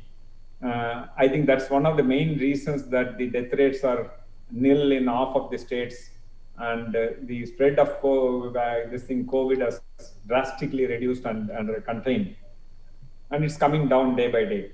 I think it all implies very clearly that we have achieved herd immunity. So this is very, very crucial for us. I think this is one of the reasons some of the sectors have already started seeing very, very good growth. And few sectors are still ailing. I can say some of the sectors, it is like saloon sector where we are currently, I can talk with conviction. It is even in January, we have touched only 91% of last year numbers. And many others are like that, 80, 75 like that. So that's the reality. But if you go back to in the entertainment industry, hospitality industry, particularly the hotels and other things, though there is kind of definitely much, much better than what they were. But I think it's still not complete in all sense. And tourism is definitely affected. It's coming back. The cinema theaters, having said that, some blockbuster movies, initially there are some kind of a thing, but it is not getting filled the same way what it used to be. So I think these are some of the concerns of the things. Some of the sectors are definitely ailing, particularly the spenders. Those who have high disposable income, who spending on good high value products, they are not completely out yet, and that is getting reflected in some of the luxury items. So I believe that vaccine will definitely do the trick, is my viewpoint, and this is very important, that to give full confidence. Having said, I think we are now only trying the school, colleges in a very measured way getting open, and we need to see how that is going to impact. Cinema theaters are open and more marriage halls, all the relaxation coming in. The herd immunity more and more, if we achieve about close to 70% herd immunity, I think we are through. But only thing, the challenge is there any new strain that's going to come and that's going to not respond to the vaccines? And they require a very different thing. Those are the threats. But having said that, I don't see that that is a worry. I think somewhere Indians are more immune to COVID, is my viewpoint. They are able to resist the kind of onslaught of COVID much better than any other country in the world. So therefore, that's a very, very good sign. On the backdrop of it, I think you would have seen the GST collection is substantially high, never before, COVID times also. 1,15,000 crores. And that's a very, very encouraging sign. And I think we are here to stay. My viewpoint is the government is doing all the things right, is my viewpoint, to bring the economy back on slope. So the other point I would like to say, would the current surge in demand sustain through the next few quarters? I believe so, because if something can throttle the kind of growth, it is only the surge of the COVID coming back, some new strains or something like that. But I wish that we seem to have come a long, long way. I don't see that as a worry at all. But what can derail the economy is the rain, not adequate rains as you go forward in June, July, as you kind of this thing. That should not be the negative factor. Rain is one important thing that a large portion of economy, the agriculture is dependent on. It's a chain effect. I think rain is a very, very important thing that we should look forward to. Then I think the other thing I would like to say, government should look at how we create more jobs, which is also a very, very important thing. So what happened during COVID, why we decelerated, why our GDP degrew, it's all because of close to 20% of the people lost jobs, whether it is temporary or this thing. A lot more of them have got, but I think it is important that this job creation is accelerated. One of the biggest blessing in disguise of a COVID, if you ask me, is the work from home. Worldwide, from anywhere is what is recognized now, whether it is work from home or anywhere. So that is a big habit change for human beings, particularly the business community. And that I think is a very, very important thing. Given this kind of thing, there is a lot of jobs getting created, the gig workers. And how many people they are kind of this thing, the women who are otherwise, when they have kids, they are not so much getting employed. I see already seeing a lot of this thing that it's picking up momentum. It is going to get accelerate much, much more. And suddenly so many women coming and making themselves available even for 4 hours, 6 hours, or total 8 hours at their own term sitting at home is going to make a big difference. And the benefit is that you are going to reduce commuting 1 hour one way, and in a day that 2 hours is getting saved is a big deal. I think that's also going to, that so much more time can be spent at home with kids and family. So all these things I think is a very, very positive thing, is how I see. I'm very bullish. If you ask me, I'm very, very bullish about how the economy can, this thing. I only see that economy is here to grow, and that will see a new heights. Every month we can hear that GST collection hitting a new high. And if only the entertainment sectors are all coming back, I think that would be adding another 4,000-5,000 crores more additional collection. Would add definitely a happy situation to the exchequer. So structural changes and policy changes required, and what kind of this thing? I would say policy for the ailing industry like entertainment sector, hotels, hospitality, and this thing, something to support them for some more short time, till such time the airlines, all these things comes back to full normal. And so many flights as we talk still grounded. There's only few sectors, few lines are flying. And that I think coming back in full swing will do so much good. And that will increase commerce in a big way. More employment generation. I think that is a very, very important thing. This is also, I would say, would go a long, long way. Keeping a tab on fund availability and interest rate. And I think currently the fund flow is very high. The interest rate as never before, India has not witnessed. I'm sure everybody will vouch, this is the lowest rate any businessman could get in the last few decades, or in the history of India, in my independent India, I can say. So this is a very, very good sign. I think the control on this interest rate and inflation is kept. And also, if you look at the kind of GDP growth rate is pushed, I think nothing can stop us. One of the important things is there's a lot of big bank investments announced in the budget, which is very, very good. Those investments will, if it is executed very well, I would like to say, if it is executed very well, this government does a good job. I'm very confident they will. If it is executed to the T, it can comfortably put India in a double-digit GDP growth rate for years to come. Because if you look at the 1930s, when this thing, Great Depression happened in the world, America, Japan, and such kind of countries have invested disproportionately. People thought it's a foolish act. Why is there so much more stress in this thing somebody is investing? That created a new kind of this thing, a lot of jobs. Therefore, economy came back, and a lot of ports, bridges, roads, all kind of infrastructural thing, US invested. And that has saw in the US growing for so many years continuously. Same thing if you look at China. We were all used to look at China with awe. Why that economy was growing continuously on a double digit for more than a decade.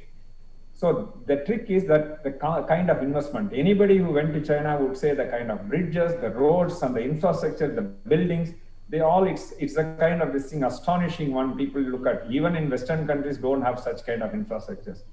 That has spurred the kind of growth rate. India must invest in such kind of things. It's a very, very important thing. Not just this year alone. This year is a quantum leap. I look forward to, if continuously invested like that, nothing can stop us. India can definitely become a superpower. With this, I close my remarks. Thank you. And thank you very much, Mr. Ranganathan. I think you're very, very positive. And, if you look at the South Indian entertainment and, education sectors in the Pongal Sankranti time, there are a lot of blockbusters which were, ready for takeoff. There are a lot of energy, a lot of money being pumped in. But I think the correct steps that require to energize this and take it forward through confidence will unleash a lot of activity. Similarly, the tourism sector also, I think a lot of people are raring to go to places and spend money. I think the government needs to take this into consideration and give the right push. Thank you very much, and we'll go to the next speaker, Mr. Ulhas Ahmad. Is a joint managing director of Jyoti Laboratories. He is a highly qualified professional. Mr. Kamath has been responsible in transforming Jyoti Labs from a proprietary concern to a multi-brand FMCG major. Mr. Kamath has enriched himself with learning from the top business schools like Wharton, Harvard Business School, and also the London School of Economics. He has put them to effective use in building Jyoti Laboratories into a 10-brand company with a valuation of over rupees 7,000 crores. He brings rich experience and perspective. Let's listen to him on this very crucial topic, which will have a lot of bearing in the next couple of years. Over to Mr. Ulhas Kamath. Thank you, Somsekhar sir, for your introduction. It's a great honor to share a virtual platform with C.K. Ranganathan sir. He is an amazing businessman, and for me, he is one of the role models which I look up to in India, which itself gives us a courage. He's a very, very courageous person, and I have never seen another courageous person other than my chairman, who is MP Ramachandran, like him. Very, very wonderful at work, and absolutely great work ethics. And I've been following from Chick days, and absolutely great to share platform with you, sir. Need your blessings all the time.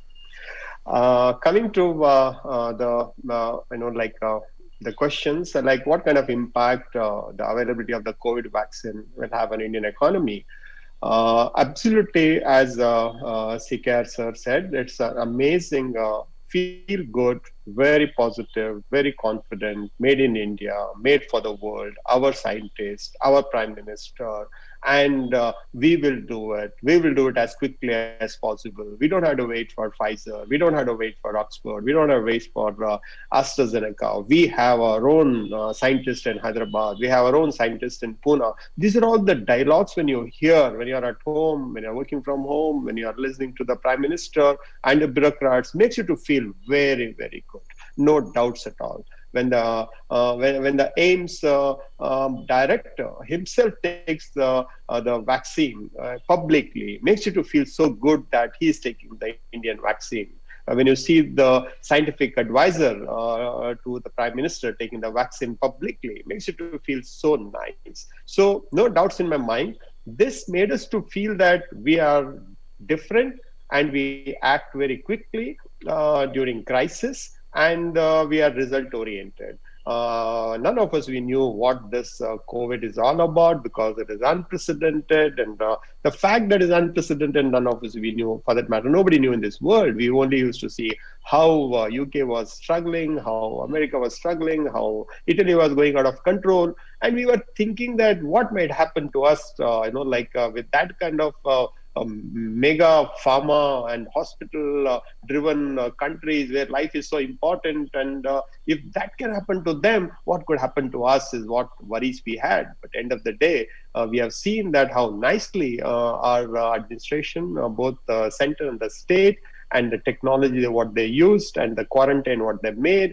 and the tracing what they did, all this has made us to feel very good. There's no doubts in my mind, and it will have a huge positive impact on economics. Why I say so is that India used to depend on ventilators, good quality ventilators, imported one. India is always never thought that we need PPE at any point in time. We never had the mask as much as we wanted here, other than the health workers. But the way how it reacted for this high-tech ventilators, PPE kits, or sanitizer for that matter, we launched the sanitizer within 21 days, and Ranganathan sir has launched his sanitizer. So all this has happened within weeks, and everything was the best of the quality. We launched a hand wash, we launched a hand sanitizer. Everybody sitting at home, R&D sitting at home, we were able to get the production from the factories, and we acted. So this, by and large, made every consumer, every citizen, every manufacturer, every industrialist, every bureaucrat, every politician to say that, oh, we are cut out for different things now. If we are able to do this on our own without depending on anybody, it's a big achievement. And Atmanirbhar, Self-Reliant India announcement was made by the Prime Minister during the COVID time. It takes real high confidence to talk about Atmanirbhar Bharat, talk about self-reliant India during the lockdown period, and waking up everybody saying that let's work for ourselves and let's not depend on anybody.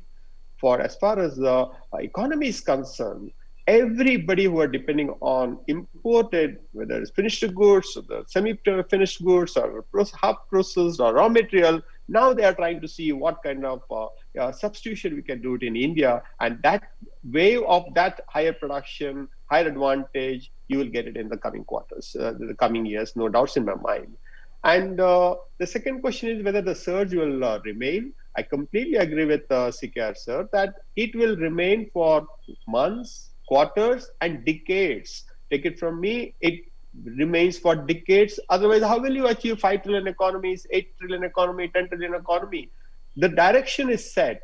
Maybe a difference of 1 or 2 years here and there, but always India has grown, whether it is a higher single digit or double digit, but we have grown. And this is one COVID time. We say that keep that this 1 year is away from all your calculation, then you'll feel good about it. So this demand will go, and India is definitely rain dependent. So probably few quarters here and there, but long term, this growth is going to stay because India is a consumption-driven economy, and the entire focus is on consumption. And the kind of again, why I'm so confident about it. This time the budget, union budget, what we saw, it's not like any other budget which I used to see last 20-25 years. It's more like a non-event. Everything can be predicted. It's a long-term investment, long-term infra investment, long-term agriculture, like a thinking, and a lot of focus on export, a lot of focus on manufacturing, a lot of focus on self-reliant, a lot of focus on job creation, a lot of focus on availability of the credit. So it means to say that it is not just one budget. You can predict how the next budget going to be, and some of the infra projects are going for 4 years, 5 years. So it's a long term. So the moment the budget itself becomes not so critical, but it becomes a non-event, then that means to say that we are on the right track. And again, the credit availability, whether it's a bank or whether it's other financial institutions, it's faster than ever before. So I'm confident with the union budget, what we saw, without asking for any further taxes, clear indication that we will manage our expenditure based on the GST collection. For that, the demand has to go up, and for that, what is required, they are investing the money. And I completely agree with CKR sir that it is subject to the execution, to the T. Last one is that what is the policy changes or structural changes we'll be expecting? My personal always been opinion has been that we need to create demand. Supply is enough, and supply, we can always create the supply. Then the country never had any problem with the supply for any of the products, because we are capable of producing whatever is needed, whenever is needed, however much is needed. So we need to create more demand. Demand means people should have the money. Money, they get it either they work or the government will give. Rural sector, they're spending a lot of money in the direct transfers. That should continue till such time they don't get a job or they don't get alternative income. But that money has to go, because 70% of people live in rural India, and we need to take care of them. And that investment should be there in the direct transfers. And ease of doing business, yes, there's a lot of ease when we compare to the previous decades. We are seeing it, but lots need to be done. a lot of time we spend as a company, we spend a lot of time in compliances and compliances and compliances. I think there has to be, in this digital world, this entire compliances can be just put in into a few major laws, and the compliance can be done very easily. I'm always worried about the compliances across the country, across the state and the central laws. So a lot can be done out of that, and government is doing it. There is a separate department for that, but speed can be a little faster. And reform in labor law, which we have been waiting for many years, but that has to be done as quickly as possible. And the reform in labor laws makes people to hire more people, and they'll produce more, and eventually it's a job creation. And I believed in the past that every industry should be district level enterprises has to come. We cannot be consolidating 1 or 2 or 3 or 4 big players in the country, because there's 130 crore people living, and it's always the unit economics. You need to keep it in mind. But the scale, sometime, consolidation will happen. Again, consolidation means automation, there's robotics, there's machine learning, and these things will only reduce the job. So we need to be creating job creators at a district level. And the startup ecosystem, new hopes we are getting from the startups. Right now, we have about 30 unicorns, and out of that, 11 unicorns were born. Rather, they became unicorns during COVID time. It's a clear indication that we are here to build many more unicorns. And if you are able to target 100 unicorns in the next 3 years, they will create millions of jobs. And last but not the least, while always in creating new jobs for the youth, I am always worried of the existing jobs, existing people who are already in the job. What happens to them when they lose the job? So we need to be taking care of MSMEs. They are our backbone. They do have their own problem. And during COVID, they underwent absolutely uncertainty for them in financial terms, like how CKR sir said that government has to do something for entertainment and for airline industry. I will add to the list that some of the MSMEs who are creating like thousands of jobs, and they're all small players, but there are thousands of such MSMEs in every state who are having problems in managing their wage bill, and the government can be generous in managing few percentage of that, maybe 25%, maybe 10%, maybe 30%, depending on the industry. They need the helping hand. MSMEs need the helping hand. And the last is manufacturing clusters, like how the China is working, how Vietnam is working, how we are seeing in South Korea. Any manufacturing clusters will have a great advantage in India, product-specific manufacturing clusters. And beyond ITBT, my personal view is that we need to focus on manufacturing, and in manufacturing, we should focus on export as well. And we can be a right place for Middle East and North Africa and ASEAN countries also. And with that, I thank AIMA for giving me this opportunity to share virtual dais with CKR and user.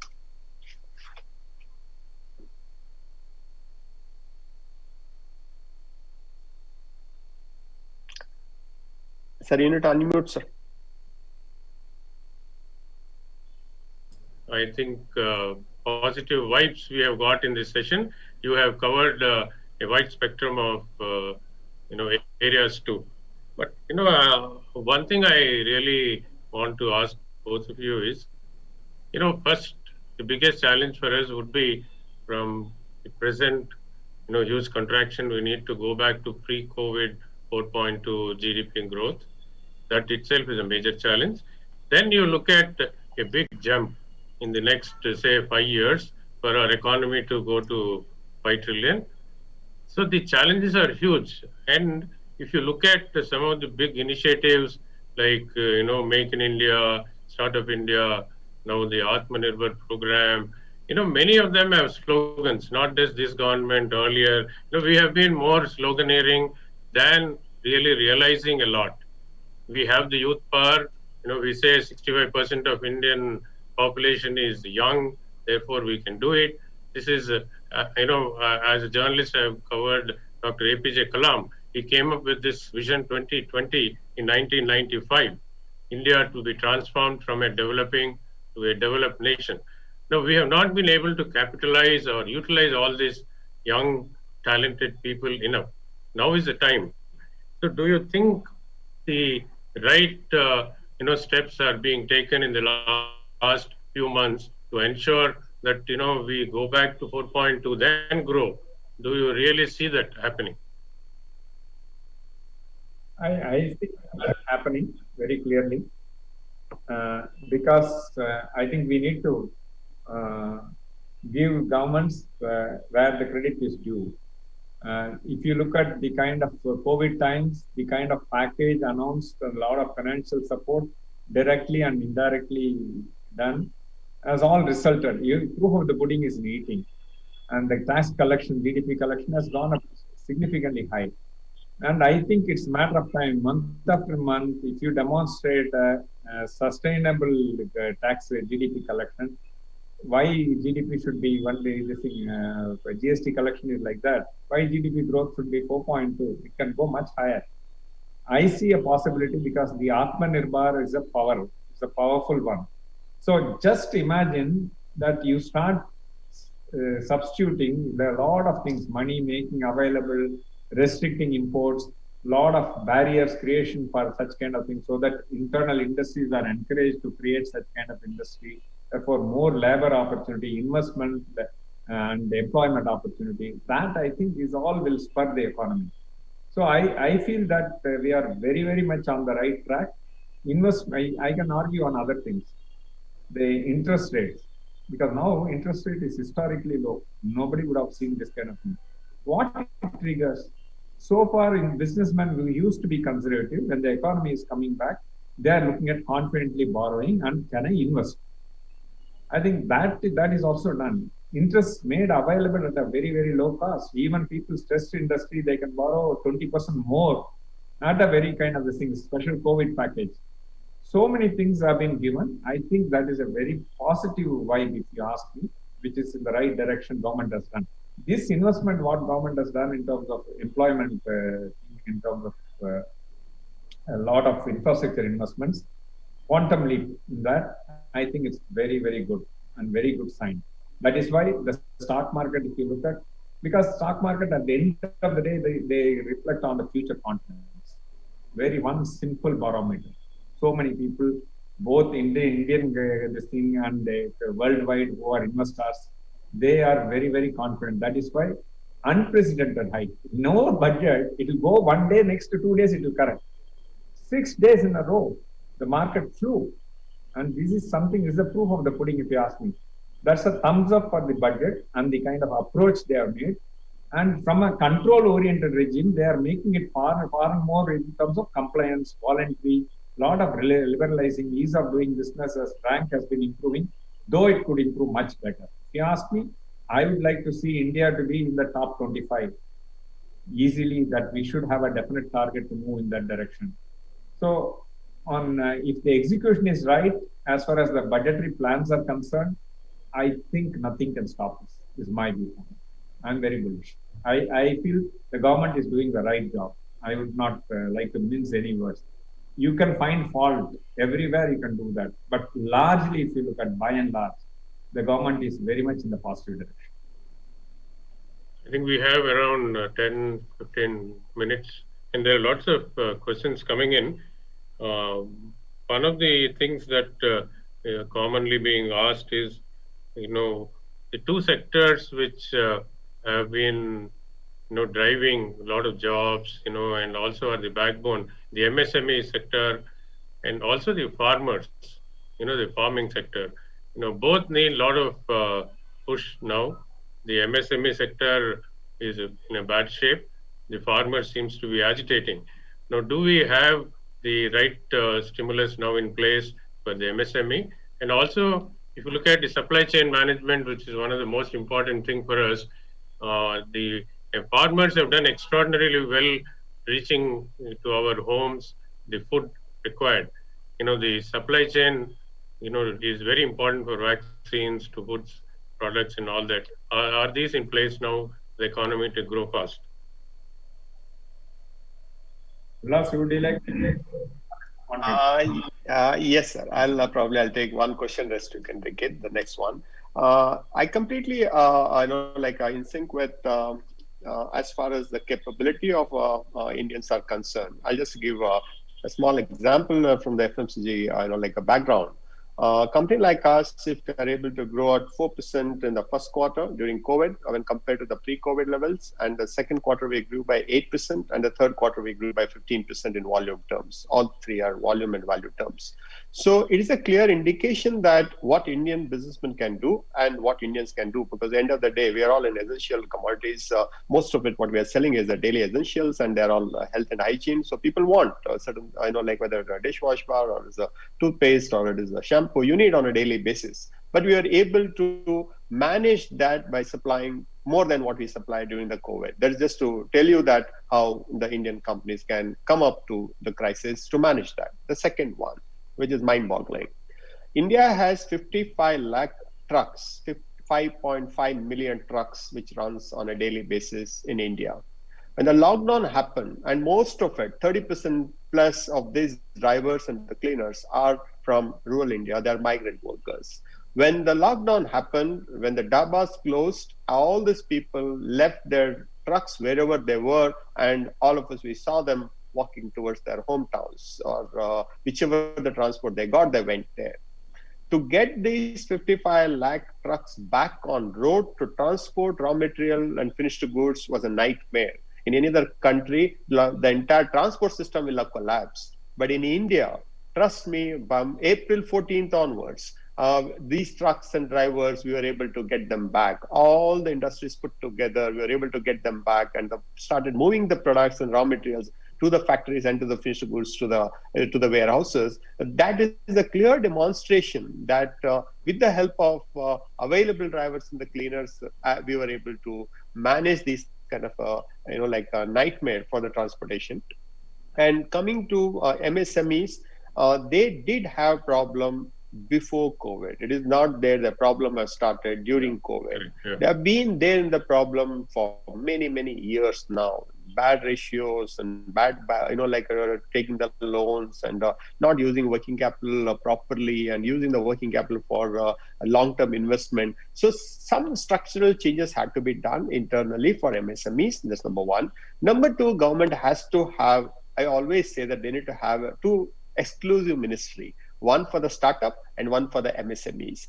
And if that can be taken up very seriously, millions and millions of jobs which are there with MSMEs, they can be saved. And yes, they need some government helping hand, both from the state and the center. And in the interest of saving the jobs, anything for MSME, I'll be happy, sir.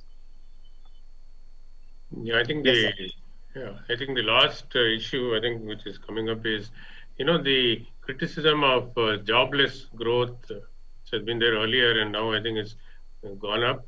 And also, from what I heard from both of you, the new opportunities that have come because of work from home, and also a lot of opportunities for women. I think there's a contradiction here. A lot of young people might be not getting jobs, but a lot of women, are getting jobs, and different nature of job is coming up. Any thoughts on this, from any of you before we wind up? Yeah, I feel that budget investment, infrastructure investment, capital expenditure, government plans to spend, I think that will create a lot of jobs. And that's the trick. So job creation it depends on the kind of government expenditure, particularly on the capital expenditures. And that is one very, very positive sign if you look at. I don't see any problem, because it's not, if you look at COVID levels, the peak of COVID, we lost close to 20% of jobs. And that has come down substantially. And I talk of the 20% because of India Today survey, which they published kind of thing. 1 out of 5% lost a job at that time. But I feel that no economy can grow at the cost of unemployment being higher. It has to come down. The spending power will eventually hit you. So I don't think that will be the case, but packets of economy is not growing like the way entertainment sector and so on. That I think that needs to be provided some special stimulus is what my viewpoint. But coming back to another question you asked in the past about farmers' agitation, my viewpoint is farmers, if you look at, I think that needs to be resolved through dialogue, which is very important. and the government is putting a lot of efforts in that direction. But one important thing we need to notice from in the country is why only one particular state or a region is kind of getting agitated. Why all other farmers who are producing and there is no impact at all? Why they see it as a positive? Why there is no agitation? Because it's easy to join across the nation. Why is it not spreading? Therefore, it is some section of people who are getting affected. So that is a point we need to look at that. I think we want to comment, though it is a kind of this thing, it should not be political. But the key point, if you have to look at that, it is not widespread. Therefore, I think a dialogue with that Punjab farmers would help as to how it is impacting and such kind of thing. But all other farmers being silent is a direct proportion to say that I welcome the bill, is how I see. Yeah, Mr. Kamath, would you like to have any concluding remark? So I think we are running out of time. Absolutely, sir. I'm very, very confident that growth is going to stay here, whether it is 4% or 6% or 8%, but we'll be growing. And Atmanirbhar is very, very fond of. And just I want to, bring to the knowledge that Agnikul is a small startup, completely 3D technology based, working on sending rockets. I think day for yesterday, they test fired successfully, with the help of ISRO. And this would not have happened if Atmanirbhar was not there. It's just a startup. So this is the kind of energy which has come in to every Indian. And people are coming back and doing big thing. And like a Twitter, when people had problem with the Twitter, you have just saw yesterday, coup is coming in a big way. They're just born in the last 9 months, and the way how they have became at least as an alternative to the Twitter by Indian for Indians made a lot of difference for us as citizens. So with that, I'm confident on all the 3 points of what we have taken up, and looking forward for good days ahead for everybody in India. I think we are on time as per the organizers. Thank you very much, Mr. Ranganathan and Mr. Ullas Kamath, for, I think, thank you, sir. A lot of energy, positivism, and also hope that you have given. And we had lots of questions, but I think I tried to summarize. And, as chairman, I would like to just end with what Jeff Bezos recently said, that the 21st century, this millennium should be India, and India will drive. And although as a journalist who started in the last millennium, there were several who said that it will be India's millennium and India's century. But I am not a fully optimist going by last 10-15 years. But as a writer, I am a very positive chap. I write a lot of good stories on how India should grow. And we are sure, I think, the latent energy that is raring to go in this country from youth and all the entrepreneurs will definitely see us through. We'll have a good year, lots of good stories for journalists to write and people to hear. Thank you very much for participating. Thank you, sir. Thank you, sir. Thank you, Sikar, sir. Thank you, Sikar, sir. Thank you, sir. With this, we come to the end of the second panel session. Can we have a huge round of applause for the learned speakers?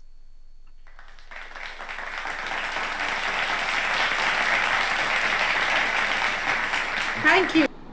Somebody doing the intro? Ladies and gentlemen, we now move on to the third plenary session of the day on the theme, Go Digital or Go Bust, Technology for Business Resilience. And we have the pleasure of having with us Mr. T. Mohandas Pai, Chairman, Manipal Global Education Services Private Limited, and past President, All India Management Association, as the speaker. And we have with him Mr. Suresh Kochati, Chief Operating Officer, Janam TV, as a session chair. May I now request Mr. Suresh Kochati to initiate the session by briefly introducing the topic and Mr. T.V. Mohandas Pai. Over to you, sir. Thank you very much. I hope I'm heard loud and clear.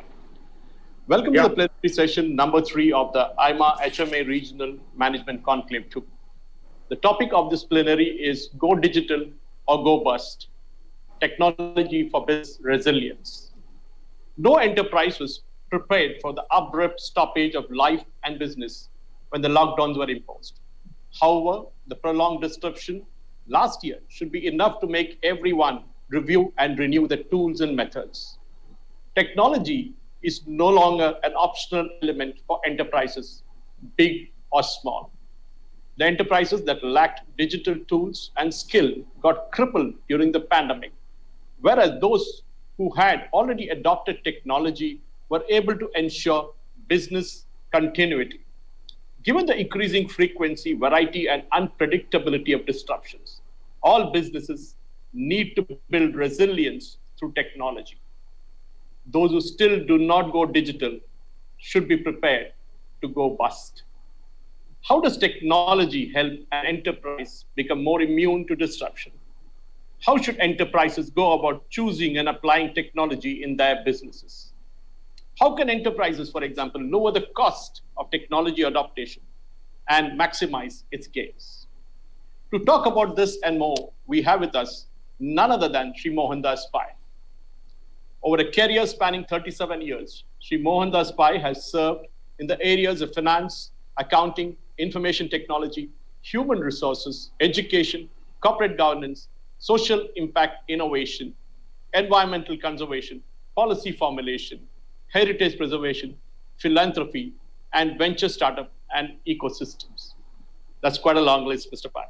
Mr. Pai is currently the chairman of the Aaron Capital, chairman of Manipal Global Education, member of the boards of Havells India and the Institute of Public Enterprises, member of the Board of Governors of the National Investment and Infrastructure, governing council member of the Center for Advanced Financial Research and Learning promoted by the Reserve Bank of India, chairman of the Regulatory and Financial Technology Committee of the Securities and Exchange Board of India, SEBI, and chairman of the SEBI Primary Markets Advisory Committee and investment committee member of 314 Capital. Shri Pai was awarded the Padma Shri by the President of India in 2015 and the Karnataka Rajyotsav Award in 2008.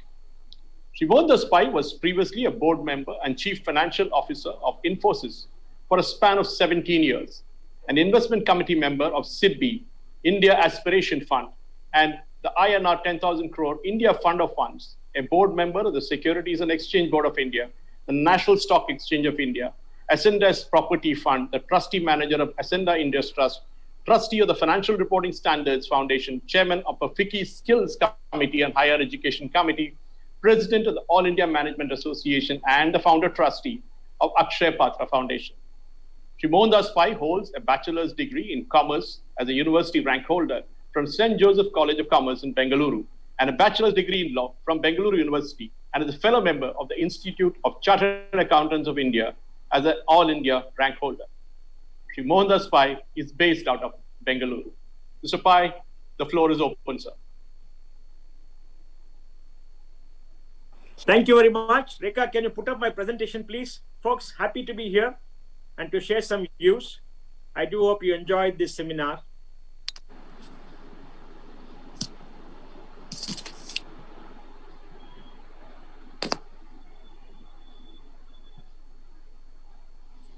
Rekha? I think I'll just... Presentation, please. Okay, folks. This presentation is on go digital or go bust. We know all this stuff. You are in Hyderabad, is a tech center. How do we build technology for business resilience? Next.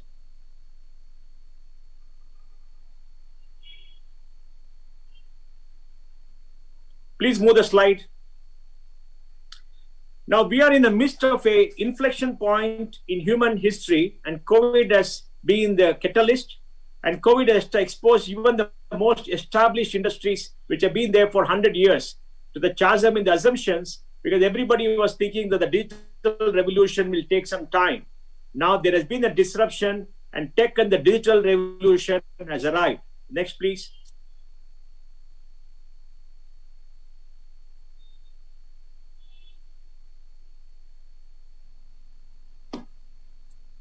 Let me give some examples what happened. Crude oil collapsed as soon as China shut up because of COVID. The world was consuming 100 million barrels a day. It came down to 70 million barrels. The entire oil industry, which was worth $4 trillion, of course, the oil price is now $60 a barrel for Brent. But the idea is there's a disruption, supply chain collapsed, and we saw this kind of a huge impact because when the world shut down, people stopped using oil, people stopped commuting, and the demand came down by 30%. We have never seen this kind of demand destruction happening at any point of time. Now, is it going to sustain? No. Demand will slowly come back. But what will happen is the use of oil in future is going to come down at an accelerated pace because of technology disruption. The world also saw clean air, the world saw clean water, and the world doesn't want to go back to a time where the air is polluted and the water is polluted because of burning too much carbon. Next, please. We also saw global aviation getting impacted. Next, please.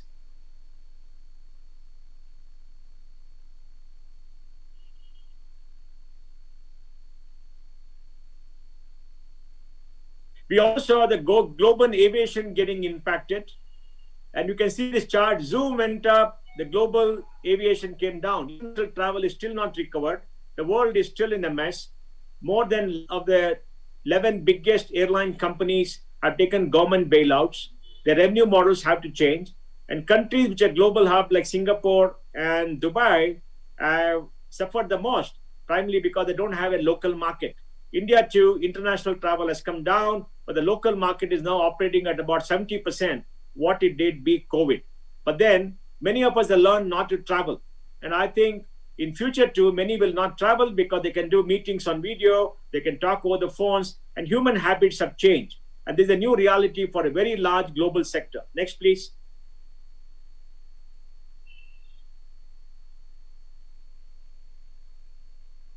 And look at this, digitization has driven growth in the last decade. The world has 7.83 million people, 8.02 mobile connections. I think, that's because people have multiple mobile connections. 4.66 billion have internet connections, active social media. So we've passed the inflection point when the world was not connected. Everybody is connected.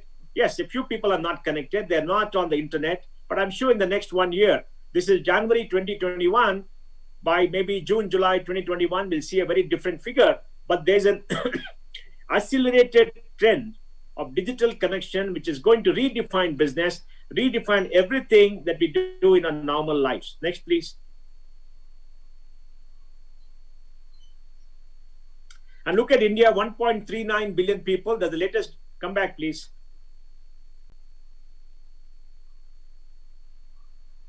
$1.39 billion people. That's the latest data as of January. We have 1.1 billion mobile connections. Maybe 900 million people are active because the balance could be two phones. Internet is 624 million. Now, if you look at any digital penetration ranking in the world, India comes 45, 50. But which country has 624 million people? India gets compared with Singapore. India gets compared with Finland. I think Singapore and Finland were on the top, should be compared with Hyderabad or Bangalore for penetration, not with India. These people don't seem to understand. We got 1.39 billion people. Only China has more people in any country. Active social media, 448, which is more than the population of any country in the world barring China. Yet we come low in ranking. So I think there's something that some of you may take it up. But this shows that the world has changed for India too, and India has changed irreversibly. Next. The early movers now dominate the market. This is old data, but I'm sure you understand in the top 10 companies by market value, you see mostly digital companies. I don't know whether any company with the older model is there in the top 10 today, because I think the latest data will be revealing. Next, please.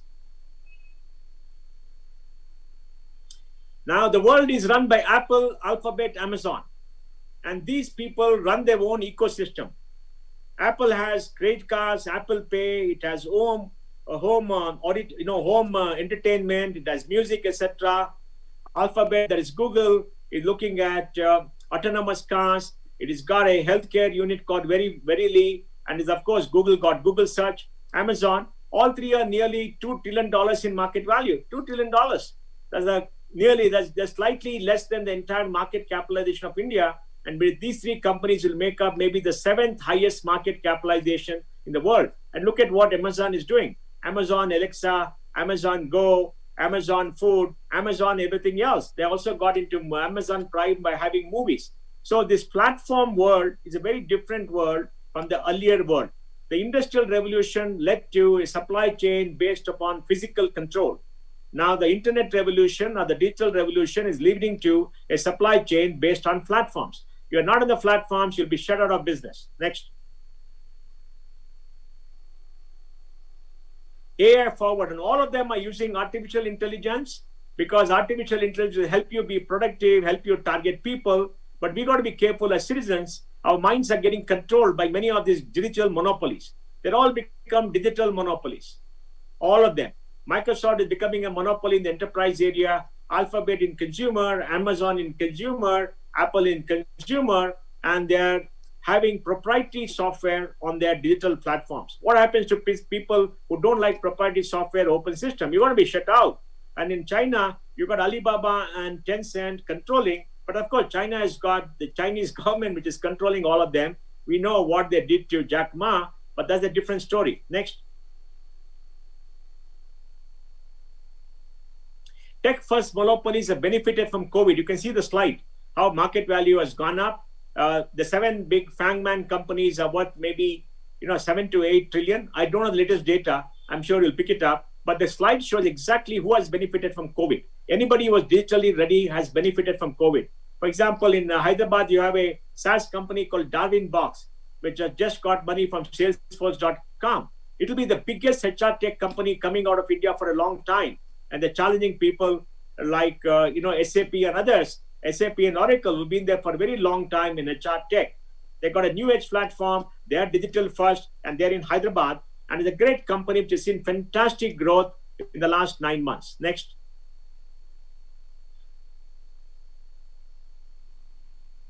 Monopolies are not encumbered by geographic borders.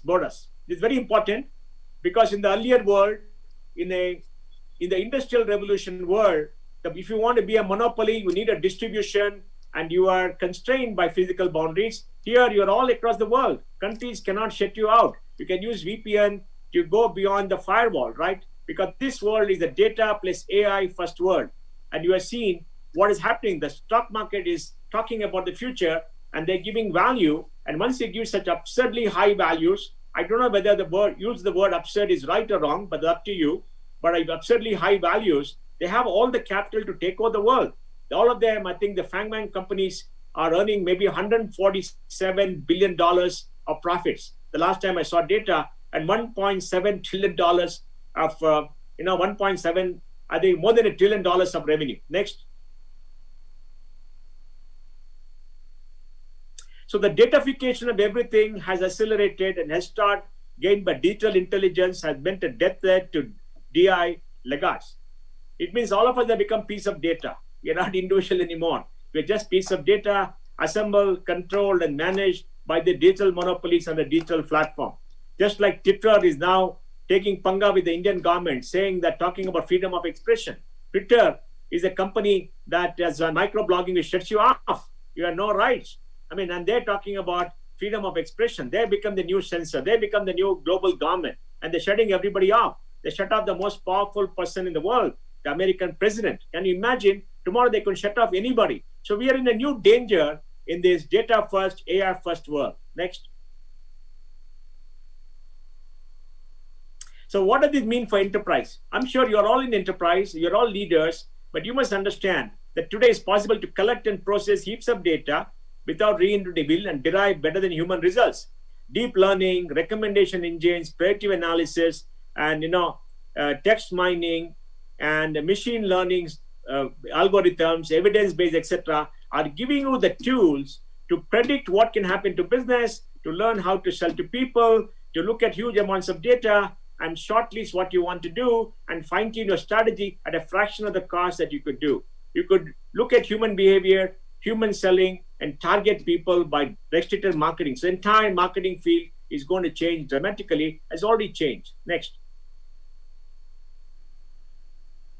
Digitization helps drive both short-term and long-term business impact. First, you have to digitize and then you have to use digital to have a digital operating model, right? The traditional operating models are coming down and everything has to be digital. You just have to look at who benefited by digitization. Big Basket benefited. You know, companies like Licious benefited, and other companies benefited who are digital first. Next. What do industry leaders do differently? Industry leaders who invested in technology got higher productivity. But industry leaders who invested in technology and who are investing in a digital first strategy are getting a disproportionate growth in the new world.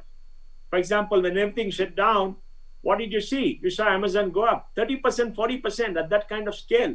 It was unbelievable. What happened was very different. There's consolidation of business.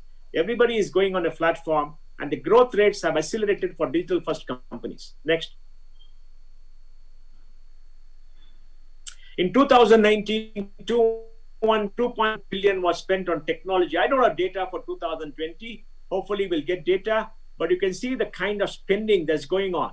That's why the IT service companies in this country, which are the dominant companies globally, of the top 10 software service companies, the market value, 5 are Indian. Of the top 5, 3 are Indian.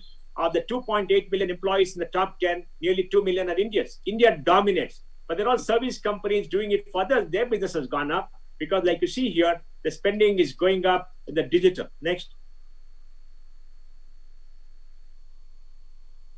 Interpreting digital Darwinism. The companies that invest in digital transformation by default are investing. And they are the ones who are going to win. Because like Darwin said, not the strongest of the species that will survive, but the one most responsive to change. Please mark the word, most responsive to change. The dinosaurs went away, the small mammals were able to change, and they have survived. The human being is a very weak animal. Human being was very, very weak. You can't fight against a tiger, a lion, or some of the predators. But human beings were smarter. They were responsive to change. They survived. They're dominating the planet. We don't know what is going to come next. Maybe an algorithm or a robot is going to dominate all of us because they'll be most responsive to change if they manage and control from somewhere else. Next. Building exponential organization. Exponential organization are getting 10x performance above the traditional peers because they know how to organize themselves. Amazon, Airbnb, etc. are classic example. Look at this chart. Don't you want to be a company that can grow like this? Well, go digital. Next.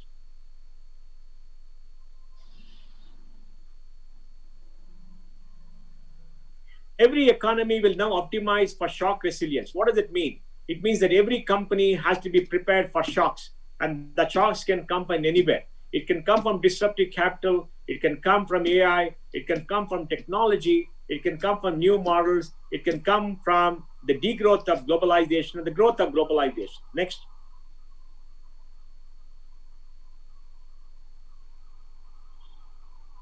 Let me give you some example. Foxconn has completely automated some of the factories using AI-enabled Foxbots. Now, Foxconn had 1.2 million people working for it, assembling phones for Apple. Many of the women in China who used to work 12-hour shifts, 6 days a week, stay in a hostel near the factory, started demanding more money. And you know, when you are HR, you're running a company, people demand more money, they walk with the fleet. What did Foxconn do? They said, we're going to replace 50,000 women or workers every year with robots, and they did it. What did they do? The robots now have a dexterity in the finger. They never had dexterity. Now, because of AI and sophisticated tools, they have dexterity. And dexterity means you can do the finer work, or, for example, putting a chip onto a chipset, whatever it is, like assembly. They can all do it, and they're doing it. And lights off factories are coming up. A friend of mine went to China, saw a factory 1 kilometer deep by half a kilometer wide. There were no lights.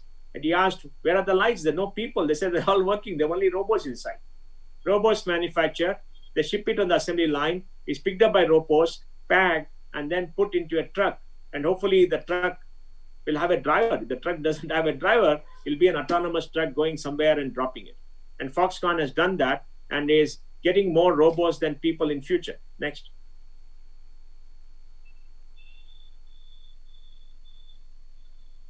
Look at Adidas. Adidas reduced its production time to market from 2 months to 2.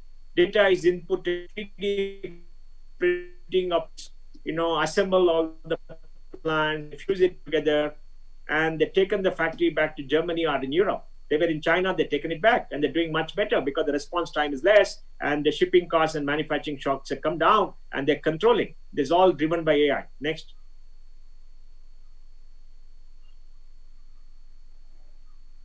Boston Dynamics, I think, was sold to Hyundai just now by SoftBank. Now they got a robo which can walk, which can run, which can lift, and which can do many things. A photograph on Twitter of a robo, which is like a, which is pulling a cart like a horse, and the robo is going everywhere else. And the robots can pick. The robots could not pick. Now the robots can pick, and they can spot where to pick. And this is going to be the new normal. For example, even in India, Havels has got a factory in Ghiloth near Delhi, which is fully automated, fully robotics, has 10% of the employees that was required in an earlier style factory. Now they're creating a factory which has got flexible manufacturing. So in the same day, they can manufacture 3 different, products on the same assembly line. Look at the benefits that happen. That factory can work 24/7 and no labor problems, and they can be very productive, high quality. And, the robots don't ask for a salary rise. Now, many people in the world are saying that we have to tag these robots as employees, because if people lose jobs, and people are going to lose jobs, and jobs are going to come in other areas, but I think high quality jobs are coming down, because even Goldman Sachs reduced 150 analysts by 25 AI bots. Analysts getting paid $250,000 are getting replaced by AI bots run by people sitting in Bangalore, right? And or Hyderabad. So I think this is the way the future is going to come. So we have to think of new models. Maybe each of us will have a robo, and the robo will be taxed, and that will come to us as basic income. Then, of course, we can spend our entire day looking at music or watching Netflix. Next.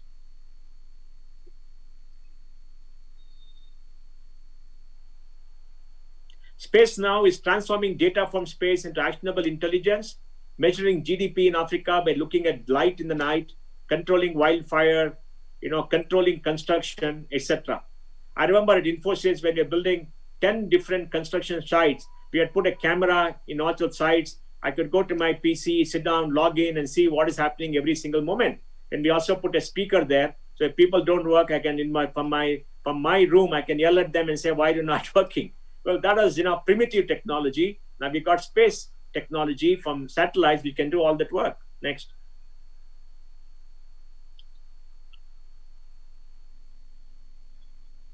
Google is using AI to predict lung cancer, using lung capacity. Word automates the drug discovery process. Now you have Moderna, which has come with a new technology in a short period of time of 1 year to have a vaccine for COVID, right? It's a very radically new technology called RNA, which revolutionizes medicine. Now the key thing is you can do gene therapy to stop cancer. There's a company that's setting up shop in Noida, which will reduce the cost for that, coming from the US. I think unbelievable things are happening in this country and the world. Next. Implant chips.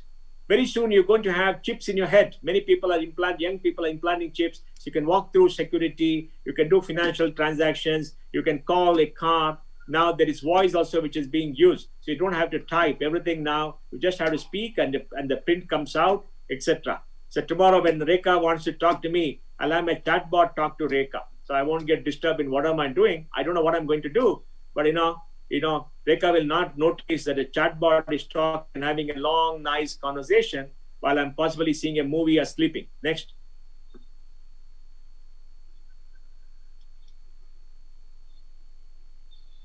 Designer babies. Now, making babies is a physical act which is hard for people, right? Many people don't want babies. They don't want to make a baby. So now, but can you make a baby that is exactly what you want? We can't do that, right? We don't know what the baby is going to be, how bright, or what the baby is going to be, a genius. Can you design a baby genius? We remember the old story where George Bernard Shaw was told by Anna Pavlova, if both of them marry and make a baby together, if he has the brains of George Bernard Shaw and the beauty of Anna Pavlova, it'd be fantastic. Except that George Bernard Shaw asked Anna, what happens if it gets your brains and my beauty? Now, can you edit with gene? You could edit gene, human beings. You could put a lot of things, but this is right now an ethical issue. We don't know what is going to happen, but we got CRISPR technology genetically, but this is cutting edge. This is dangerous, right? We don't know what is going to happen in the world. how the world is going to behave. But these are the kind of technologies that are available today. Next.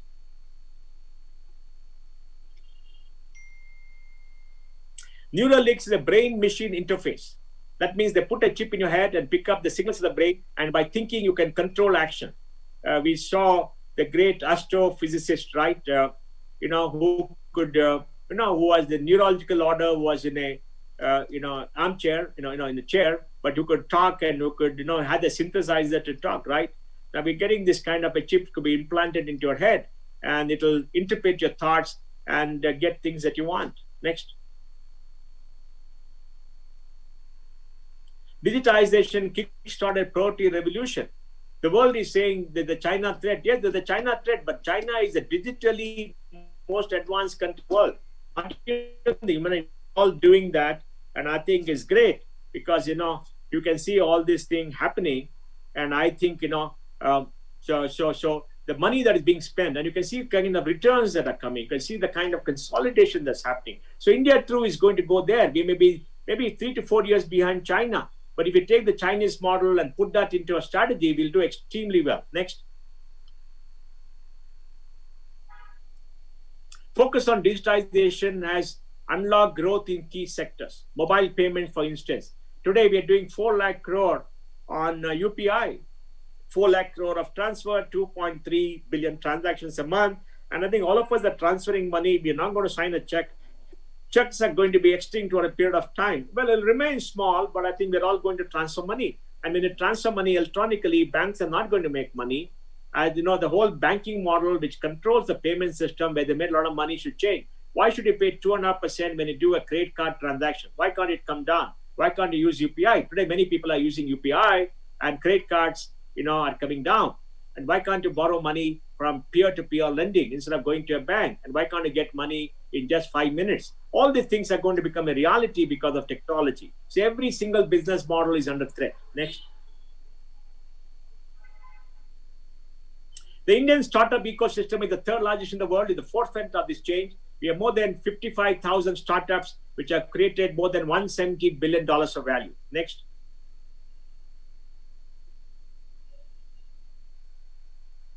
Startups have raised $70 billion in India, but in 2014 to 2020. Look at the accelerators, institutional investors.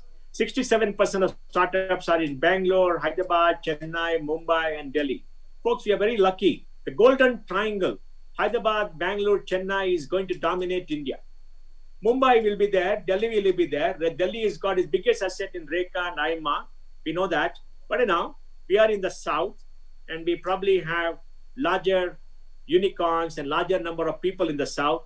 So Delhi has got all the good, nice farmers who are blocking Delhi. It's got all the politicians who are helping them. They got exciting things to do. Well, we poor people in the south, in Bangalore, Delhi, and Chennai, looking at next generation, working on AI, working on machine learning, creating new robust models, creating unicorns, making a lot of money, while Delhi people, have the bad air, and the politicians and all these farmers doing exciting thing and politics and all that. They will enjoy themselves. Of course, Mumbai is there with the financial markets. They have to decide whether to go north or to come south. They told me they're coming south. So we're going to have access to greater capital. If Mumbai doesn't give us capital in the stock markets, we'll raise capital from globally. Next. Challenges in Delhi. Next. Look at this. The IT software service industry this year will have maybe $165 billion of exports. This year means March 2021. They employ 4.5 million people. And today, we got 43 unicorns. By 2025, we expect to have 100,000 startups employing 3.25 million people, creating $500 billion. And 100 unicorns. This is a old target which we set up maybe 2-3 years ago. But I think we'll have 125 to 150 unicorns by 2025. This year, we'll have maybe 10 to 12. They're all going for an IPO. They all lacked capital. Capital is rushing into the country, and we're going to do well. Next.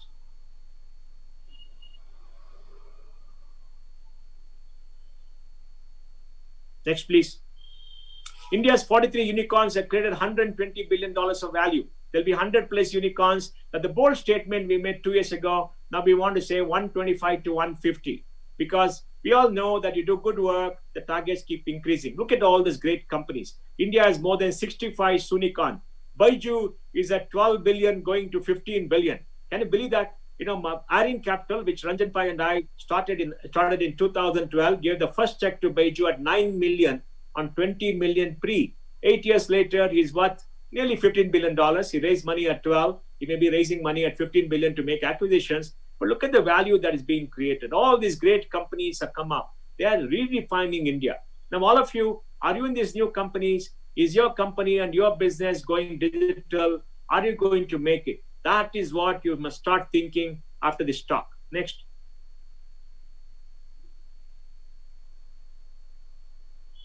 Corporate participation venture is gaining traction. I wish out of $70 billion, sadly, only 10% is Indian money. Balance has come from the globe.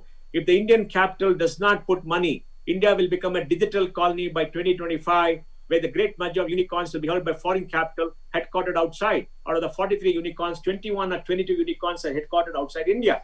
So make sure that all of you start writing checks to invest in startups, whether you are in a corporate or otherwise, create a small fund and start investing. You must get access to the best innovation the world has. And some of the best innovation the world has is coming up in India, because we are creating the India first model, which can be used by 6.6 billion people who are outside the OECD. This will be cost effective. This will be radically different and very disruptive. Next.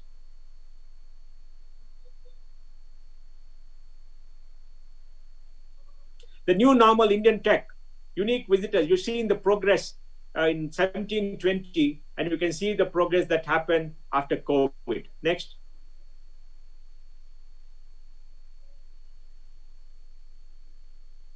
The COVID impact.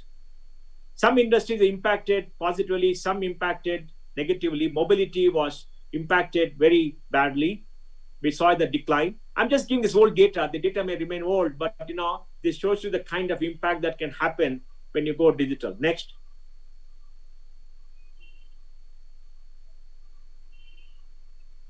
Jio will be a digital monopoly for this country. Jio has got mobility, Jio has got investment, Jio has got money. They raised $25 billion in just maybe 3 to 4 months for Jio. Jio is going to be the new rock star. But what is the model? Create a platform, get startups on the platform, control access to consumers, and you're going to make a lot of money. Exactly what people in the West did. But hopefully we have Jio. If not for Jio, we'll be completely controlled by Facebook, controlled by Google, controlled by Twitter, controlled by Amazon. Now at least we got somebody to fight it out, because Jio does not lack capital, does not lack visionary management, does not lack anything. They can always get the best techies in the world to work for them, and they will compete. So India as a hope is not going to be owned by Amazon, not going to be owned by Apple, etc., because we got Jio. Airtel should hopefully follow this model. So and Tata should follow this model, because then we have 3 or 4 great companies with enormous amount of capital. Because this is going to be a technology-based, capital-based economy in future, and we need Indian champions. We don't want to be owned by anybody sitting outside. They're welcome to come, they're welcome to compete, welcome to try for a business, but we don't want to be owned by them.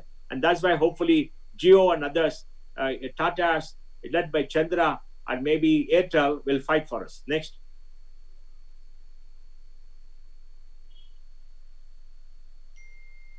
Post cash. This is a slide which shows that ATM, transfer, money transfers and money, digital money transfer, they won't take on the ATM. Next.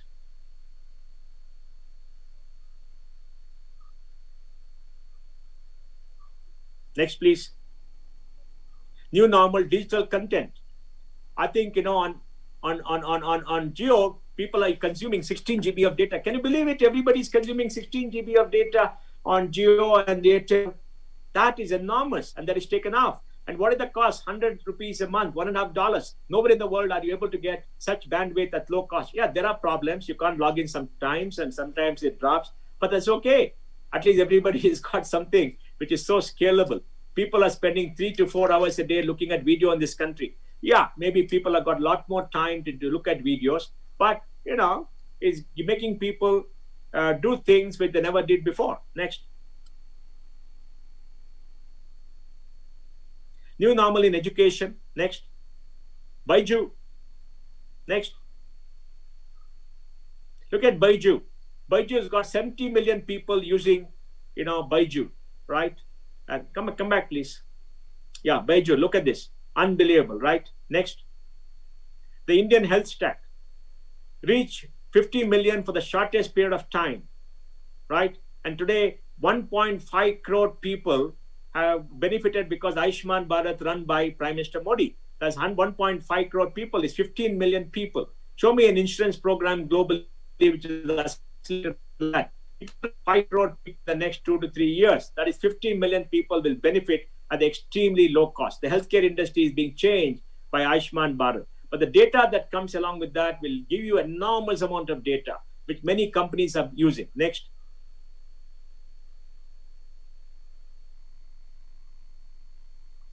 Health tech. Dozy is India's first contact-free health monitor. You have a problem in the ICU. Your ICU is in short supply. Can you create an ICU outside the ICU? Yes, you can. In ordinary bed, you can put Dozy, and Dozy will be a layer of, chips which are going to be used there. And I think these chips will send all that information, right? And that information will go to an app, and the doctor will know exactly what is happening. So it lowers the cost of ICU. It lowers the cost of people to be standing there next to you, because all the data is captured, vital signs like your breathing, your blood pressure, like your heartbeat, etc. And it's an IoT-based system that can capture. It could be anywhere. And Dozy has already got 10,000, such mats put into 10,000 hospital beds. India has maybe 150,000, 100,000 hospital beds, and already 10,000 of them use this. Next.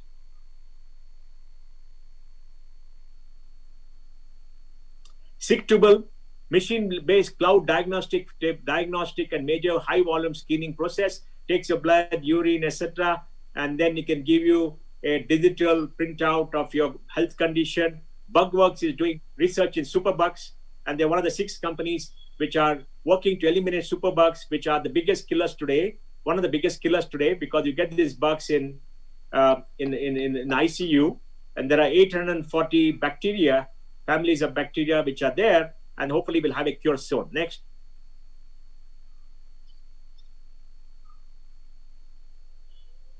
New normal. Can you grow human organs in the lab? Yes. You can grow an ear, you can grow blood vessel. These are all companies. You can grow a liver. For those of people who like single malt whiskey and want to drink themselves to death, new liver can be grown in the lab. Can grow a new heart for those of you who fall in love and break your heart. Yes, many people fall in love, they break the heart. Can you replace your heart? Well, there's hope for you if you got a damaged heart, because these are all things that may happen next 3 years, 4 years, 5 years, but a lot of things are happening. Next.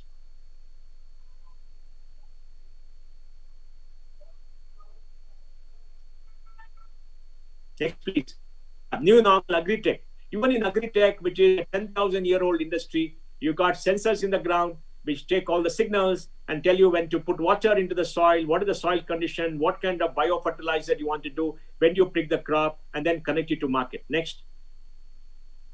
And there are companies here which are doing that exactly using technology. Now they're scaled up. Clean mobility options are now a reality. For example, in Bangalore, you got Yulu. By using machine learning, know exactly where to keep the bike, when the people are going to use it, what is happening. And this data is getting richer and richer. Ather has got a new bike which is totally connected and which can possibly be autonomous over a period of time. Next.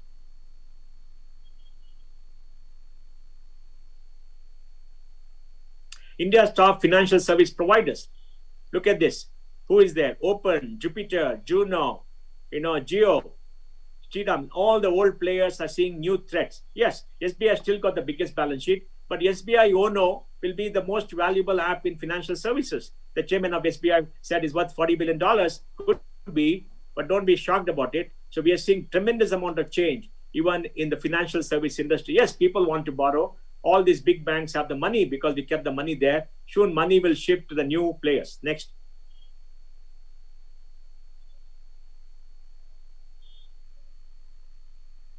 India's tech-first governance. Look at this. Arogya Setu took 13 days to reach 50 million.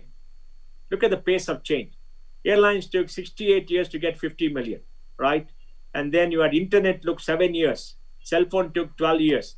Now it's a matter of days. Next.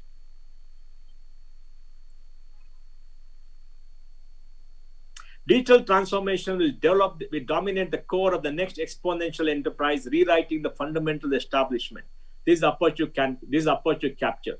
And if you want to know how to capture, get onto the AIMA series of talks and everybody else, where the strategy and everything will be there. Folks, we have to think how to reconfigure the future, because the future has arrived. It's already there. These are the cutting edge. Many companies are there.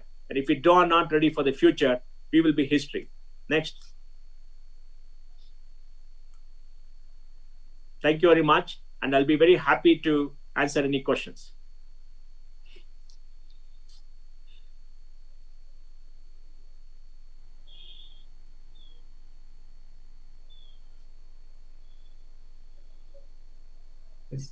Suresh.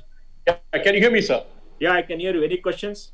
Yes, sir. I think there are lots of questions have come in, but we are kind of shooting over time. But I think this presentation of yours should be a masterclass. I don't think it does any justice in this 45 minutes time that we had. I think it requires a bigger canvas. It requires a bigger time, because it was kind of an information overload for me, at least, to learn. In fact, I'd go back and look at the slides again once more. But I think there are a couple of questions, Mr. Mohan Desai. I mean, one thing I think you rightly pointed out, healthcare as a factor. I think eSanjeevani was one, again, a particular option which saw a huge amount of consultations happening during the lockdown. The government had floated this and it really worked. I think the factor of the robots that you took us through in various factories and things, I think that's where the future is going to be. If somebody doubted that we on Zoom all day, say a couple of years back, we would have left it. I think today it's a reality. So here are a few questions, Mr. Pai. I mean, the first of which goes like this. How should enterprises go about choosing and applying technology in their business? I think you took it up in a big part of the presentation, but if you can just capture it in a few words. Well, first of all, enterprises should deconstruct strategy in the digital revolution. They should have a digital first strategy, because they must know who are the consumers, how to reach them, what is the product, how to deliver the product, how to create the product, how to get money, what kind of model should be there, what kind of payment system, etc. So the entire model, business model, to be deconstructed, and the digital first strategy should be put into place. And once you put digital first strategy, you must see whether there are products available which give you the entire layer, or you have used different systems. And each different system can be configured into a platform for you, built on APIs, because APIs are the best way to connect. So we've got to redefine the business, redefine the model, then use best in class. For example, in Hyderabad, you got Darwin Box, which is best in class for HR. Then you got UPI for payments. You got Open for an MSME to create a layer for doing a business, right? And then you got to see, if you're manufacturing, whether you can use robotics and AI to streamline the manufacturing process. Then if you want to use supply chain, how do you use the supply chain? Who are your supply chain partners? Can you use apps to use the supply chain? Can you get somebody to give you the entire supply chain, right? Then how do you purchase materials? How do you sell? The entire thing has to be a digital first strategy. So you've got to deconstruct your business model and build a digital first strategy, and then get in all the best in class technology to come onto your platform. Thank you, Mr. Pai. I think I'll just rush to the next question. Of course, you answered this correctly, but this question has, I think, no answer, because it asks, how do you think technology can help an enterprise become more immune to disruption? Because I think none of us can forecast what happened with COVID. I think going disruption forward, is a new reality. That's when right. disruption is a reality, you can't be immune to disruption, because thousands and thousands of people are working to disrupt your business model. Now, are they going to have an impact? No, it's going to take time, because there's inertia in the system. It's going to take time, because at the end of the day, we're all human beings, we're all consumers. We take time to change a model. But when a disruption happens like this, people change en masse. So you got to think through, you got to be nimble, you got to create an organized structure that is nimble, which is not bureaucratic, etc., where you outsource everything that you're not doing, so that you only have to concentrate on what is core to you. And what is core to you is design of products and services. What is core to you is innovation. And what is core to you is possibly the delivery process. So I think you've got to decide and get rid of everything that is holding you up. Fine, Mr. Pai, I think I'll go to the last question. There are a lot more of them. I think you can answer it offline after this entire thing is over. But this question goes like this. How can enterprises lower the cost of technology adoption and at the same time maximize the gains? I mean, it's basically asking for, how to save money. No, you can save money by looking at the startups which are almost giving away the apps for free. because the cost of going on to SAP, SAP, Oracle is very high, correct? Now you've got all these startups. Darwin Box can beat SAP and Oracle hollow any point of time. For example, Open can beat any financial app by getting you on a platform. Dozy can beat setting up a ICU.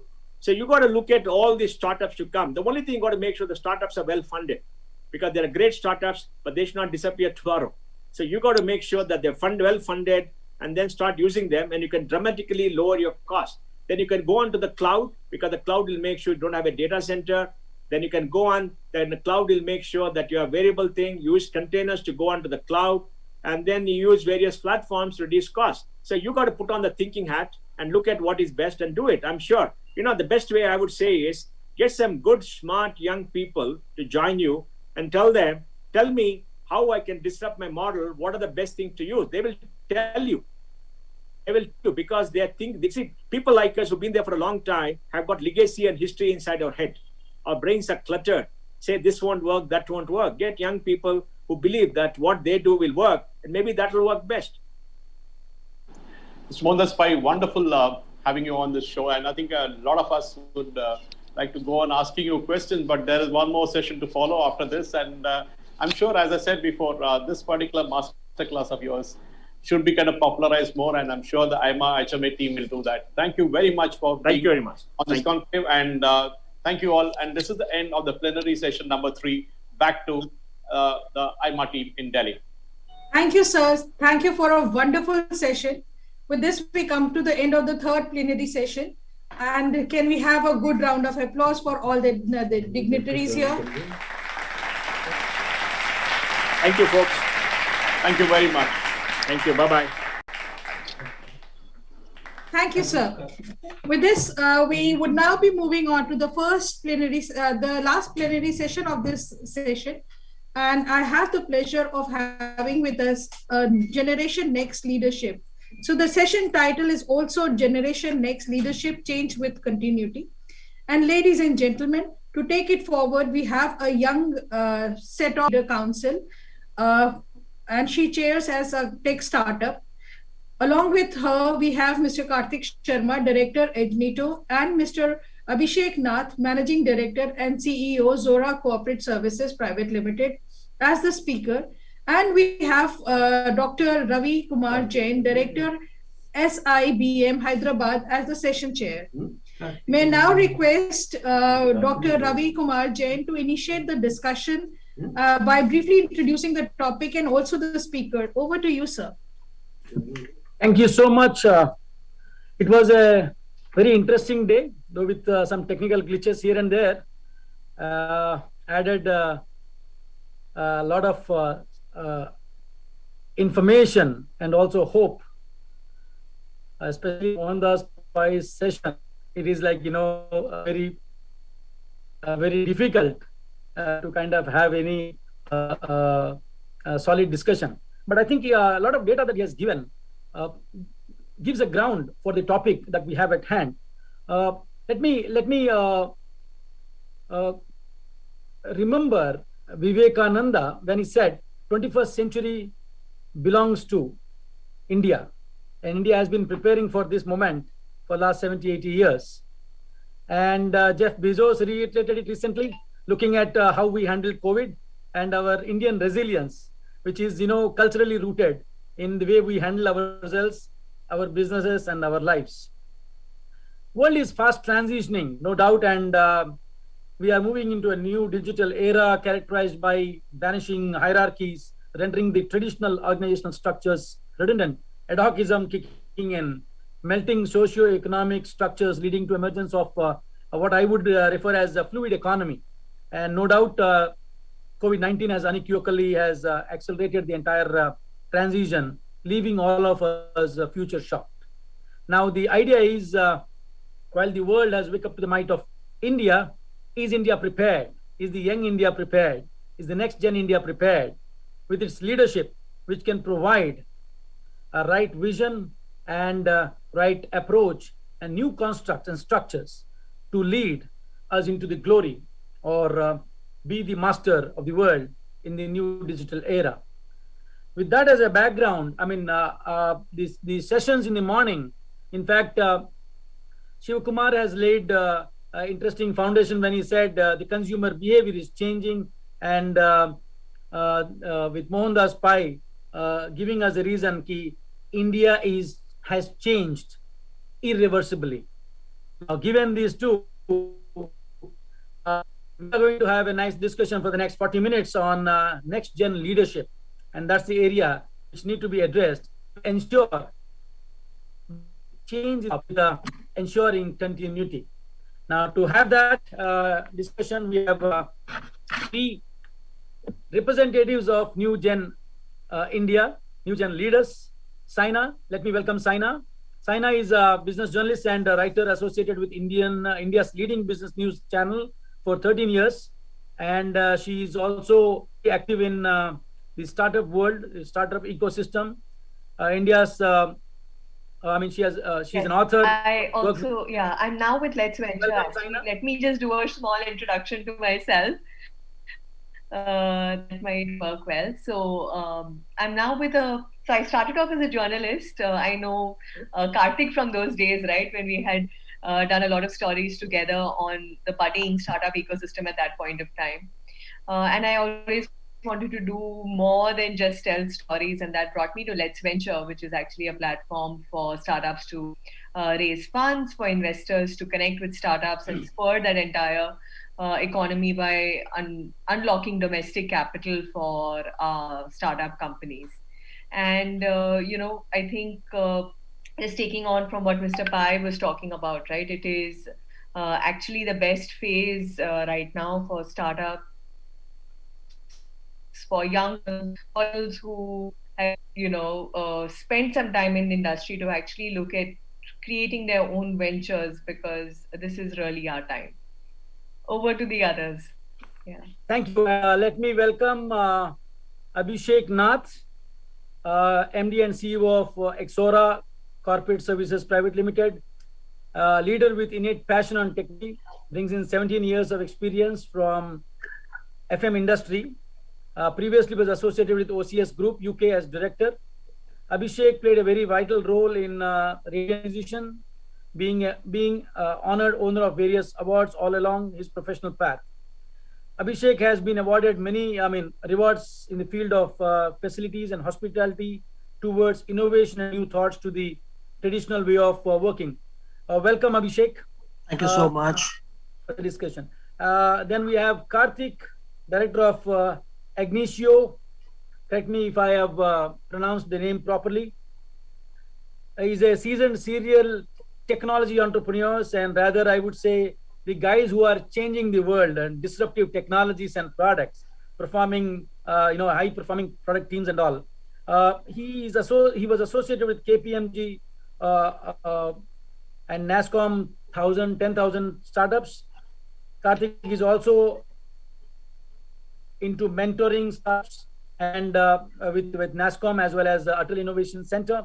And he's I would say, startup evangelist, and also has a bent of academics where he delivers a lot of lectures and sessions to youngsters and young budding entrepreneurs in IITs and IIMs, and is a silver medalist in IIT. Welcome, Karthik. I think to open up the topic, I mean, we have already had the platform set. We invite Saina to give your perspective for the next 5 minutes on what is the core challenge for the leadership, especially the next generation leadership, where the reference points that they have, so-called the legacy or the established constructs which gave the so-called wisdom how to lead businesses and manage companies, with all of them going either irrelevant or being rendered obsolete. Where do they look at? What do they look at, and how are they thinking? All right. Okay. Saina. Thank you. I think I would like to actually pick up by listening to Mr. Pai's conversation for this. But, he actually had to pivot, or how to kind of work with the new times. You need to get in some young blood, right, who will think differently who will run experiments, who will pilot new interesting concepts and actually show you the direction for what you need to do. Now, in the last 10 odd years that I've been working with startups in various capacities, looking at leadership, and now with Let's Venture over the last year, as we work more closely with very early stage founders, you have to realize that the people who are helming these new companies essentially, come in two buckets. Either they have seen corporate culture from very close up for 5, 6, 7 years of their journeys, and I've realized that that is not the mold from where exponential change is going to come, right? Working within large organization, changes tend to be incremental and not exponential, and there is a hunger to do things differently and much faster, right? And which is what brings these people into the realm of, hey, can I see an opportunity that this large company that I'm working in is not able to solve.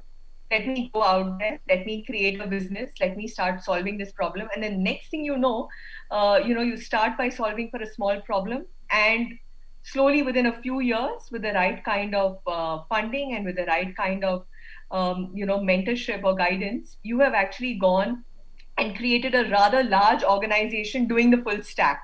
Correct? But what are you doing differently within your startup, or what are you doing differently as a leader, is that you're thinking differently. You're not thinking legacy. You're thinking of, let me do quick, pilots. Let me look at quick A/B testing of concepts. What is going to work? What is not going to work? And very markedly taking the product approach, right, versus the services approach, which tends to be not very scalable, especially if you're trying to build a large global business, right? The exponential kind of businesses that Mr. Pai was talking about, that we need to start building. The other pool of talent that we see, or the kind of founders that we see, are very, very young folks, right? Who actually have not worked in large organizations at all. So they've not worked with the SAPs of the world, the McKinseys of the world, or the Infosys of the world, right? They have studied, they have done well, and then have thought, perhaps even worked with some startups, right, for a small period of time, and said, hey, let me just take a chance.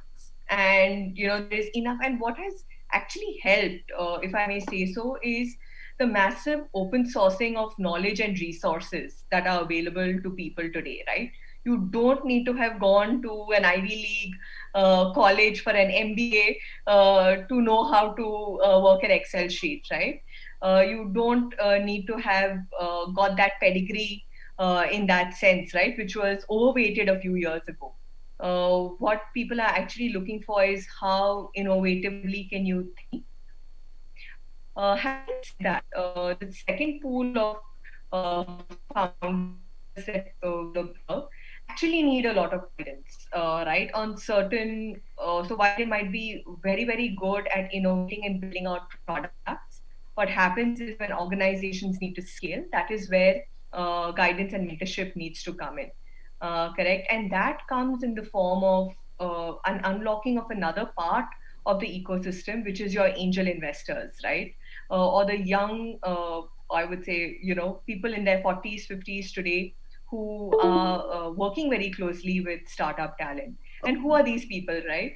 They are the people who went to the Ivy Leagues. They are the people who are the partners in the McKinseys and the EYs of the world. They are the people who are the CTOs, CMOs, CXOs at large FMCG companies, MNC companies. They are today angel investors, right? They are today the people who come in not just with the capital or the early checks, but they are also the people who become mentors and guides to this young talent, to say that you think product, you go build your product, innovate. I am here to help and support you on other aspects of scaling and organization, right? So what if you've never done it before? This is not the rocket science part of it, right?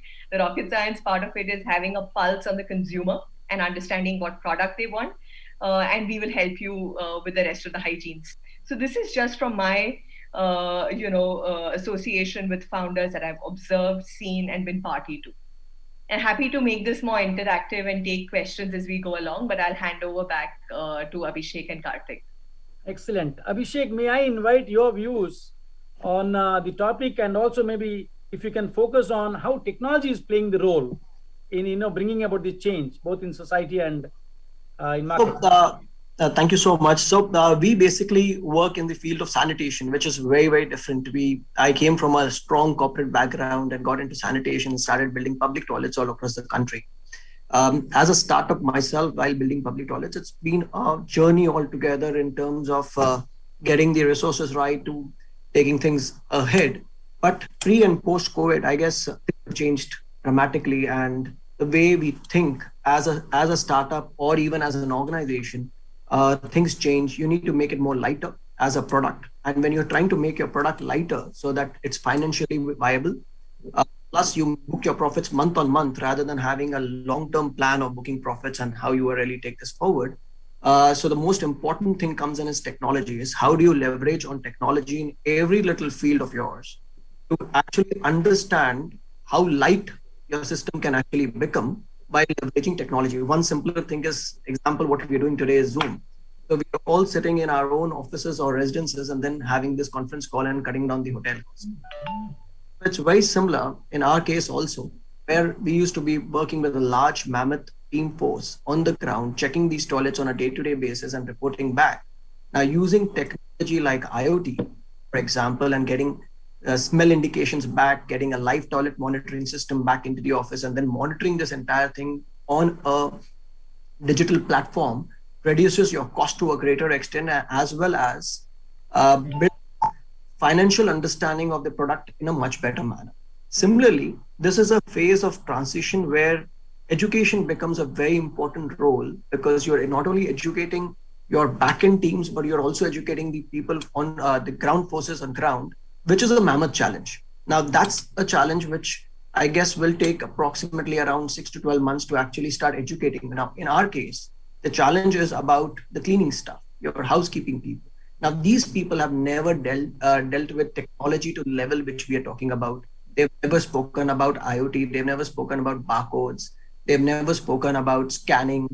Plus, also usage of a smartphone, though it is there, but it's always been limited to social aspects of it, never towards a business aspect towards it at that level of people. So that educational transformation is a great learning curve, but I guess that's an irreversible change. If you don't get into it at this stage, you might be as you walk the journey. So technology, yes, plays a very, very important role, but also what we've realized with period of time is any large organization or even a startup, while you start thinking about a product as well, you need to start thinking how light can become, because lighter birds fly higher, and also keep your debt ratio extremely low.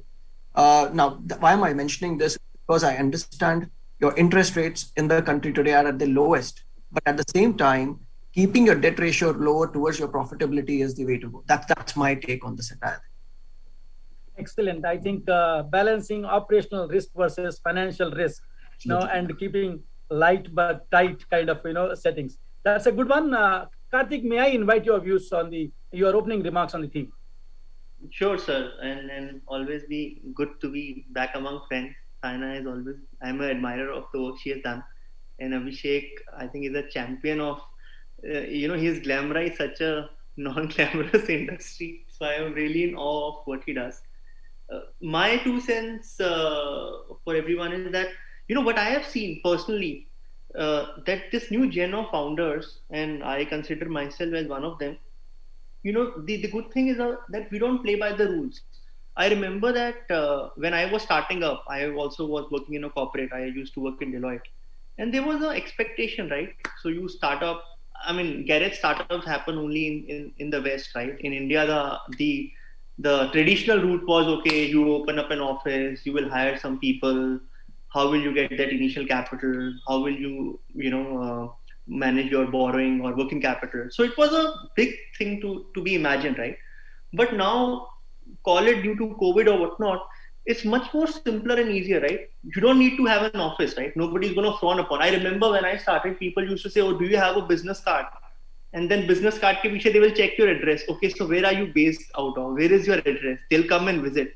Now, those kind of things nobody really cares about, right? I mean, if you talk about this new generation, then the other thing which I have seen is that from day one, I have seen this new gen leaders to be embracing technology, and not hi-fi technology like AI or IoT, what Abhishek does, but like simple things. Like from day one, I see people using SaaS-based platforms for having salary slips, for having accounting, for having better transparency. They don't play all those crazy games which traditional old gen founders will play. Oh, let's keep everything manual. Then when we reach a certain scale, then we'll get into technology. Then Oracle will come and do implementation. I mean, even a 3-4 member company, I see so many my juniors from IIT. From day one, they're having everything process driven, and it comes very naturally to them. And everybody's happy because there's complete transparency in business. Everybody knows who's working on what. CRM is there. They don't treat technology as a big hawa that, okay, now we're implementing something. So that's a good thing, I think, from day one, using technology for all your process enablement. The other thing I have seen is the fact that you can now onboard so many people in your company without having to get them on payroll. Because when you see old gen leadership, the idea was how many people are on my payroll, they are punching in, punching out. Compared to that, when I see this new breed of leadership, I think we have really embraced, and thanks to COVID, this whole concept of work from home has kicked in. I'll share a funny incident. Day before yesterday, I had somebody who was working on full-time payroll with us on some crazy salary of, let's say, X rupees. And he said, sir, can you make my salary X by 2? I said, pehli baar suna hai, like, why? He said, I want to do other stuff as well. But, I'll work for you. But then I want to do other things as well. So you reduce my salary by half. Now, if you look at it, it's so easy. If, let's say, I'm starting a startup now, I can hire 7-8 people, one for Android, one for iOS, one for this, on 0.2, 0.5 FT, which was impossible for a young company to do. I think the biggest problem, and Saina would recollect that 10, 15 years back, the biggest, people used to have these dating things, right? Co-founder dating, tech co-founder, non-tech co-founder. Now, nobody even thinks about that. It's so easy, thanks to open source technologies. We work in the area of AI, and there are tools like GPT-3. You can build an app. There are a lot of builder.ai, engineer.ai. There's so many tools available. You don't need to be a tech co-founder. You just have a great idea, and it's so easy to, with these low-code tools, just to start up. And with everything available on SaaS, I think this whole ease of business is no more just a cliche. I think this new gen is really leading it by example. And the last point I want to make is this new gen is also very collaborative and cooperative.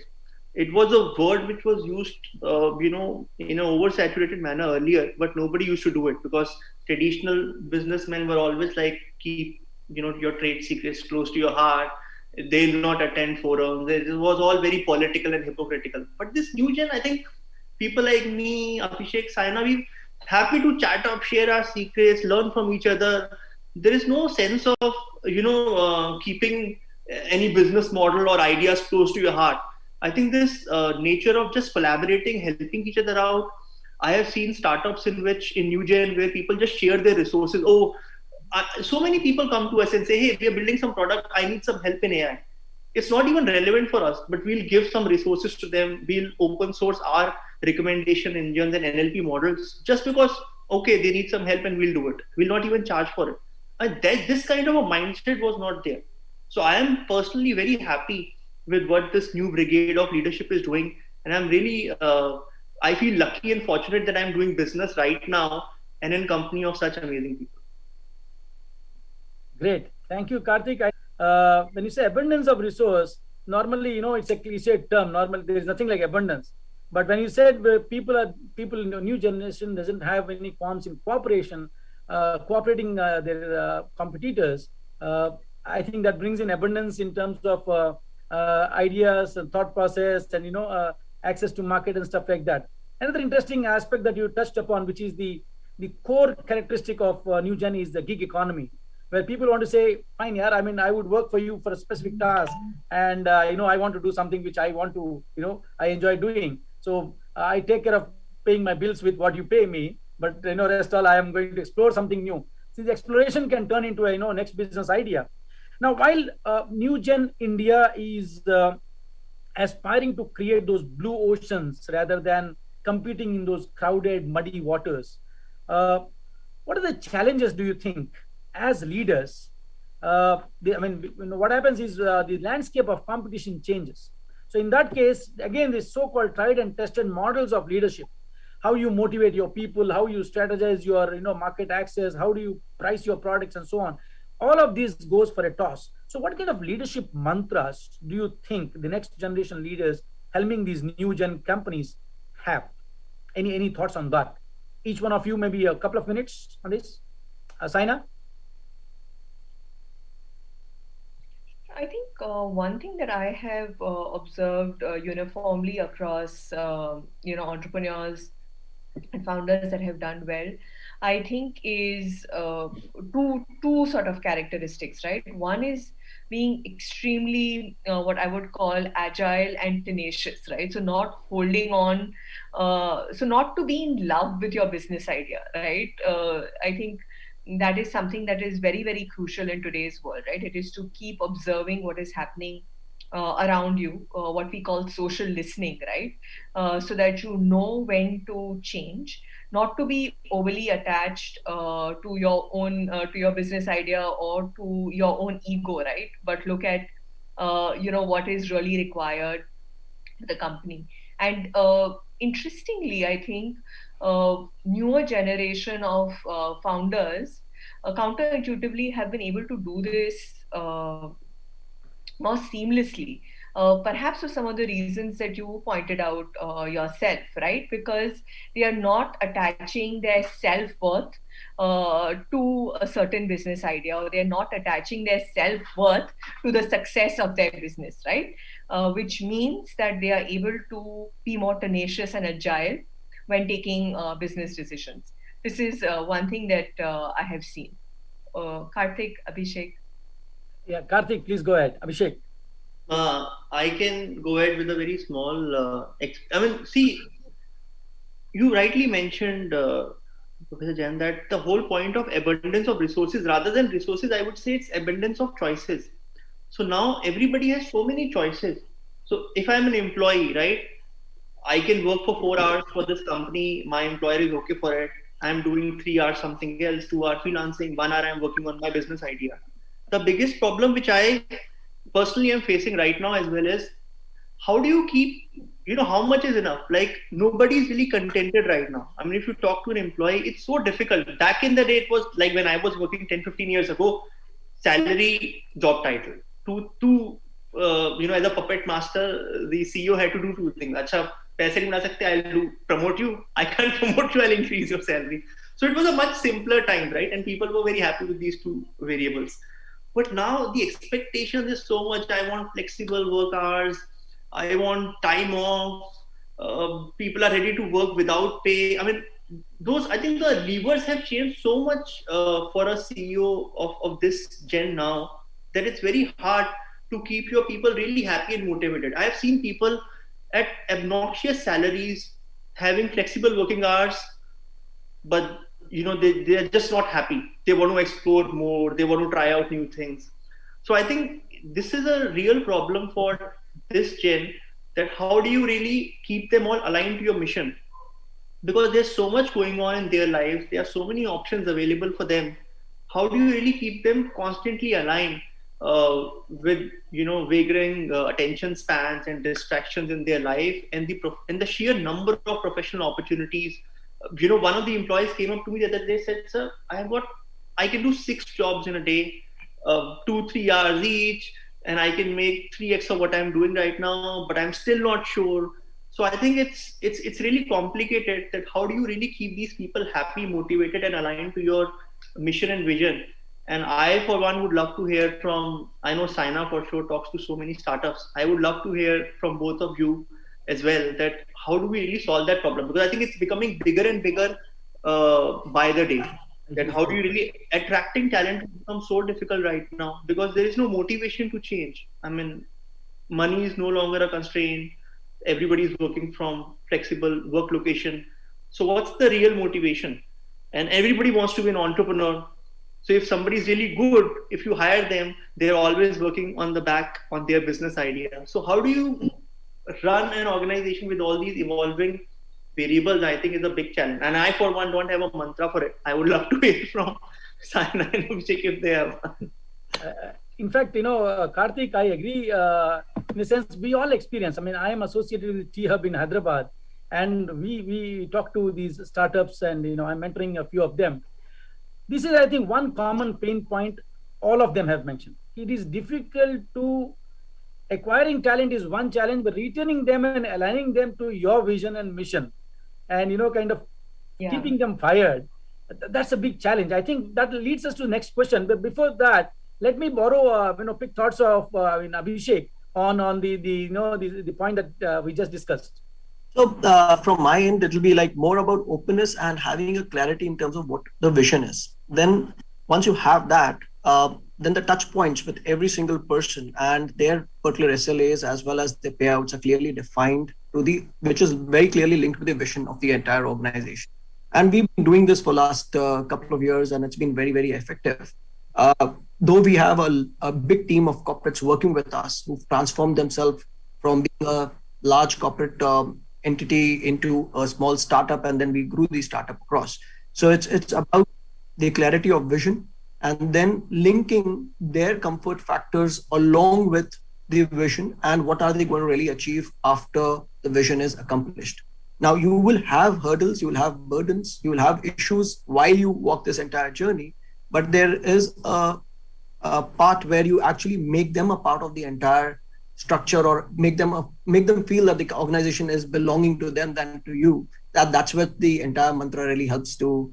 But it's more important that they really feel it, not only in terms of your verbal discussions, but it's also on paper. So things really, you need to really walk the talk. That's a kind of a behavioral pattern which you need to do. And on the other front, where we've got employees which are more blue collar, it's about getting yourself on the ground. You need to push that extra bit of empathy, of understanding what exactly is transpiring. You can't really be God, but at the same time, it's important that you become very patient in terms of hearing them out and then resolving resolving issues whichever occur whenever they. Yeah, just to add to this point, right, to both the point that Karthik and Abhishek are making. So one thing that we've observed that has done really, really well, right, from the aspect of engaging and fostering a positive culture within the organization, at least at startups, has been sharing ownership, right, and through equity, through ESOPs. Some of the best organizations, startups that we've observed that have done this is those that have been very, no, I wouldn't say generous, but when they have created their ESOP policies or their equity sharing policies for early team members or for very important team members, has been to give that, not just that document on paper, right, that this is your grant letter and so many ESOPs you have, but is to actually walk the talk, like Abhishek is saying, right? Like if that person is important enough to you as a founder, to give him a piece of paper saying you have X amount of ownership in or possibility of having X amount of ownership in my startup, then it is actually also to empower that team member to the extent that he can actually participate in decision making. Correct. And it's very interesting. Just the other day, I was talking to the CFO of a large unicorn, right? It's one of the companies that will probably go IPO sometime later this year. And he joined as a very, very early team member. And I asked him that, you were doing perfectly well. Why did you join this organization about 6 years back? And he very categorically said that, hey, Saina, I wanted a sense of ownership, right? That I was not getting at the other companies that I was working in. And I met XYZ founder and I told him very categorically, I would love to join you if you give me ownership, right? And the founder said, yes, you will have a seat at the table. And he was like, that hunger that he was able to then generate within himself to build this company out to unicorn status today. And it's a good company, right? Like I said, it's profitable, it's going to IPO. Could only come because he felt vested right? He knew that his growth professionally and financially is linked to the direct growth of this startup. And if he was treating it as a, on the side gig, it would not happen for him and it would not happen for anyone else. So I think going forward, right, equity, ESOPs, phantom stock, whatever you want to call it, right? That is going to play a very, very important role in keeping workforce engaged and motivated, right? That sense of ownership to pass that on, not just, verbally, but actually also document it, right? I think very, very rightly put, aligning mission of your people with your organization and making them feel involved, that they have that ownership, the sense of ownership by making them participants or allowing them to participate in decision making. Now, see, two aspects which we discussed and the previous sessions also deliberated upon is the rapidity of change in business and every aspect of business, whether it is access to market and nature of market, consumer behavior, and so on and so forth. The one aspect that we talked about is how the startups or new gen is responding. There is one element which we have to address, or perhaps have to align our thinking in that line, is when the disruptions are happening, this overwhelms and leaves even the best prepared future shocked. I mean, when the ability to absorb change in the same pace with it is happening, when there is a difference, then society feels it. Society feels shocked, and if the disruptions are not well handled, then it's a recipe for disaster. Because as an economy, as a society, you lead to you move towards disaster rather than making progress. So to ensure that both segments of India, the Bharat and India. India is a big country with, on one hand, you have nomads and tribes still busy inventing fire and wheel. On the other side, the most sophisticated lot, exploring the space. They coexist. So the challenge, what is the challenge that you see in making this transition, where the change, especially the rapidity of change, ensuring the continuity? Now, this is a oxymoron. Now, what challenges do you see to ensure this particular change, to make to the transition to be seamless? The transition, I mean, the rapidity of change and ensuring continuity, so that that the future shock doesn't take us, doesn't kind of throw us away from the track. So, any thoughts on that? So I think it's both the rapidity as well as patience have to go hand in glove. There are two sides of the coins, but both have to be worked together. And fortunately for us, we are a kind of a lot who are much more better than the earlier generations. So for example, generations before us and before them, they never understood what a mobile phone could mean. They could never understand what kind of technology we are talking about. We're at least privileged that at our age and time, we exactly know what could happen next 10 years or 15 years from here.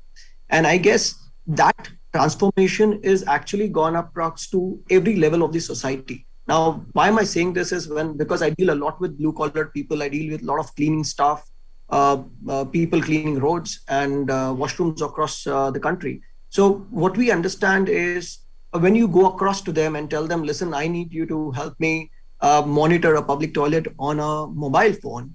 Initially, they could look at you, but they will never find it very complex because they've actually started using the mobile phone for various sources of entertainment, could be in terms of YouTube or Facebook or whatever.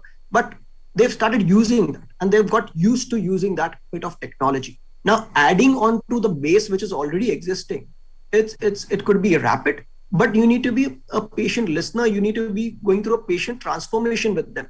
Now, that transformation, if can be seamless, or could be well educated and well transformed into or well presented across to them, it's not really difficult. It's about getting it rightly presented and then a follow-up mechanism, which is really important here.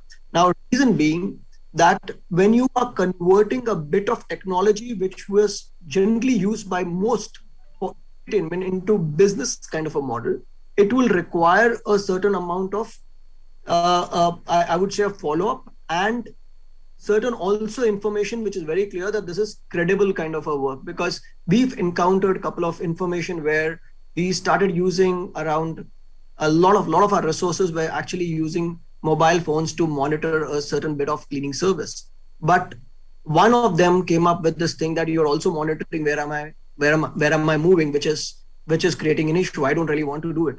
One little spark like that could actually create a little turmoil in that entire team around that listen, I'm monitoring that, because all of these mobiles are geofenced and geotagged to understand their attendance records and stuff like that as well. But then the education piece, which is very important, is that it's only happening between X time to Y time till the time you're on field, and then you get disconnected and this doesn't really come in. It's about the information flow, the clarity of information, and explaining exactly what is required from them. Is once that's done, I think the transition is not going to be that difficult. Yeah. Any quick thoughts on this, Saina and Karthik? 1 minute each. I think Abhishek summarized it well, Professor. I think I would not really want to add anything more over here.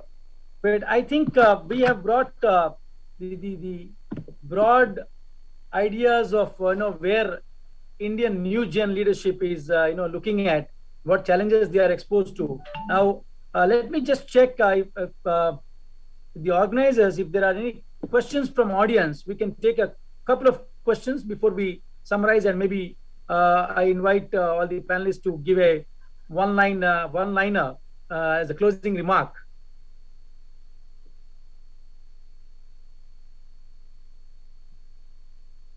Mr. Kapoor, any?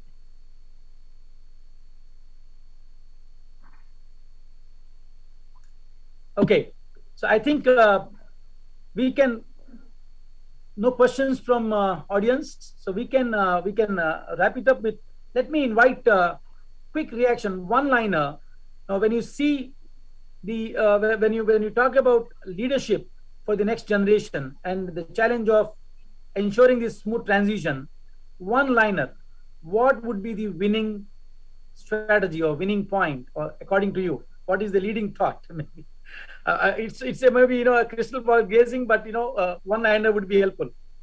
One punching thought. I think for me, sir, it's about future-proofing yourself and your team members, because I think if you're not relevant, whether as an individual or as a company, I think that's the biggest threat to all the companies in the world, right? Whether it's a startup or an established company, just to stay relevant. So I think staying the course, upskilling yourself, and that's one of the things which I always provocate, that learning new technologies like Abhishek is doing, which many other people were technically doing, right? But he's doing it in a different way.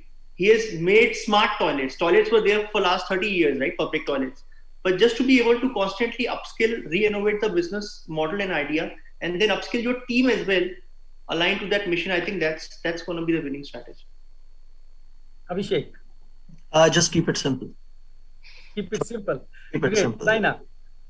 Yeah, I think for me, I would just say that, as a leader or as a head of the organization, if you have created a good team around you, delegate, right? Let them do the micro while you focus, and actually give yourself time as a leader to think about the mission, vision, and how every quarter, every week, every month you're inching in that direction, and are you or are you not? So I think that to me is very, very important, right? I sometimes see young founders create wonderful teams around them, but then do not delegate and continue to get their hands dirty in things, right? I think once you've done that core job of creating a good team around you, you then need to step back and give yourself time and space to think and keep, like Karthik said, to keep re-innovating, rethinking, and making sure that you keep aligning yourself to that larger mission that you're working towards. Great. I think we have got some interesting, I would say, solutions for the next gen leaders. Future-proofing, keep it simple, and be the Krishna with clear vision, right? So Krishna has prescribed something called contextual leadership in Bhagavad Gita. He says what was right in the last context may not be right or may not give you results in this context. So keep pivoting your thought process and keep the vision straight and clear. I think this is just to sum it up. We have brought in interesting. Thanks to Karthik, Abhishek, and Saina, we could bring out some leading thoughts on, should this be this whole idea of change with continuity? Should this be a act of balancing or art of integrating? Is a matter of deliberation. It's a prudent choice between harping on experience vis-a-vis betting on experiments, relying on the best practices vis-a-vis creating new or developing next practices to make incremental strides, or as Karthik said, take a leap of faith in pole vaulting into the future. I think leveraging upon technology, yet carry tradition along as the power shifts from experienced to experimental generation, reorient the approach from transactional to transformational is what I could summarize from what all I've gained from your thoughts today. Thank you so much. It was a nice session. Great talking to you. Hope to stay connected and share more thoughts of this conclave. Thank you so much. Thanks to the organizers. Thanks HMA, AIMA, and thanks Mr. Kapoor for putting together such an interesting show. Over to you, organizers. Thank you so much. Thanks, everyone. Thank you. Thank you. Thank you, dignitaries. I think it was a very wonderful session. We heard it from Generation Next leaders, and the takeaways of the sessions are really great. Ladies and gentlemen, with this, we come to the end of the conclave. We thank all the eminent speakers who have joined us today. They have really enriched our thought process into the whole concept of the theme of the conclave, which was transformation for continuity. A very, very special thank you to our sponsors for the day, Ma Hospital Private Limited, Seedworks International, and Mahati Technical Partners. Those of you who have missed out any of the session, please log on to our YouTube channel. Though we had live streaming, we also have the recording of all the sessions available for you, both on YouTube and on the Facebook channel. Thank you all. Thank you, sponsors. Thank you, delegates. Thank you, my technology support team, for putting up really a great session, a great conclave today. Look forward to having you once again on some other platform of AIMA. Thank you. Can we have a big round of applause for all the people here today? Thank you.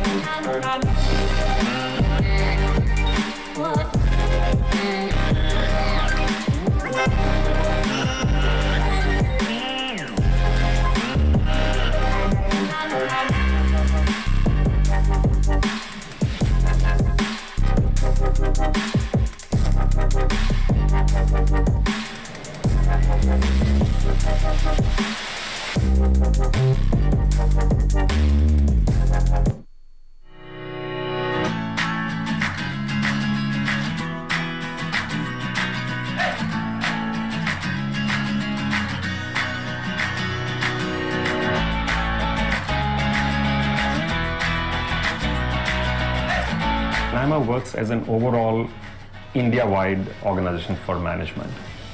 It has for long supported, promoted, and nurtured the management movement. And it's also reached overseas to try and connect the world with India as well.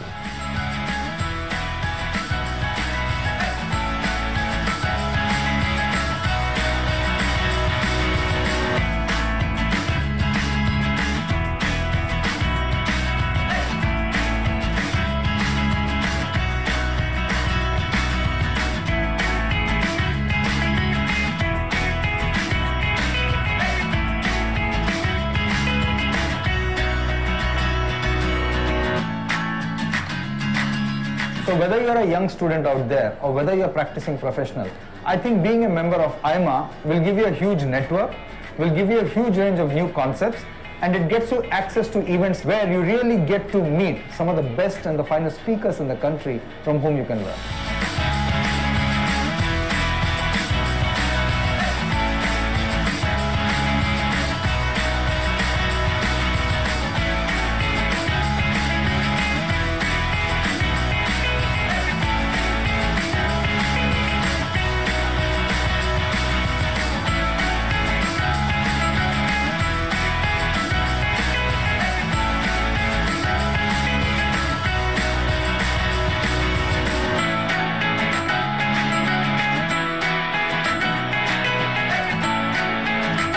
You know, every manager needs to be updated in terms of the latest techniques, the latest thinking, the latest direction. You update yourself in various aspects of disciplines that one is involved in.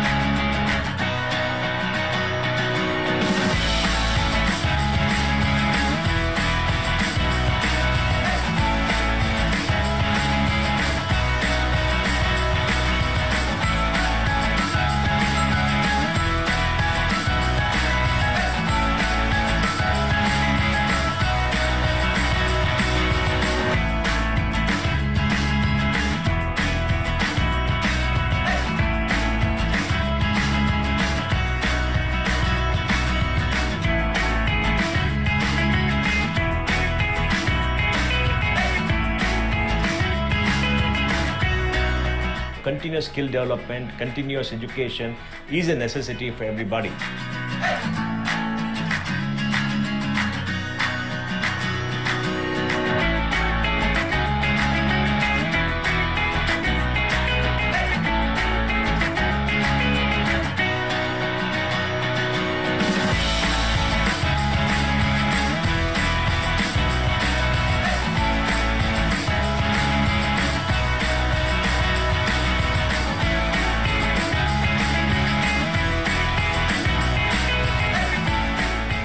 AIMA has been known for its testing services. For instance, the management aptitude test, which is very popular, of late catering to admissions and also to recruitment services.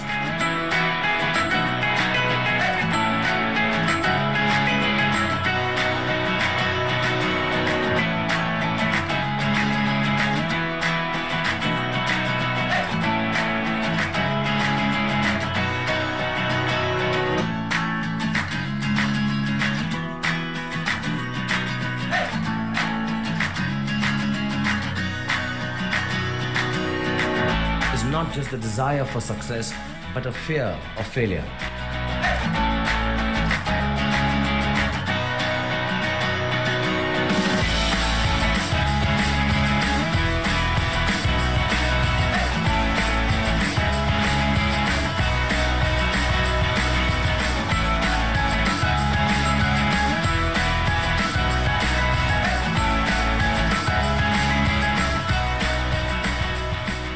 AIMA is an institution that all of us are proud of. We are proud of its legacy, and we are proud of the role that AIMA plays in society.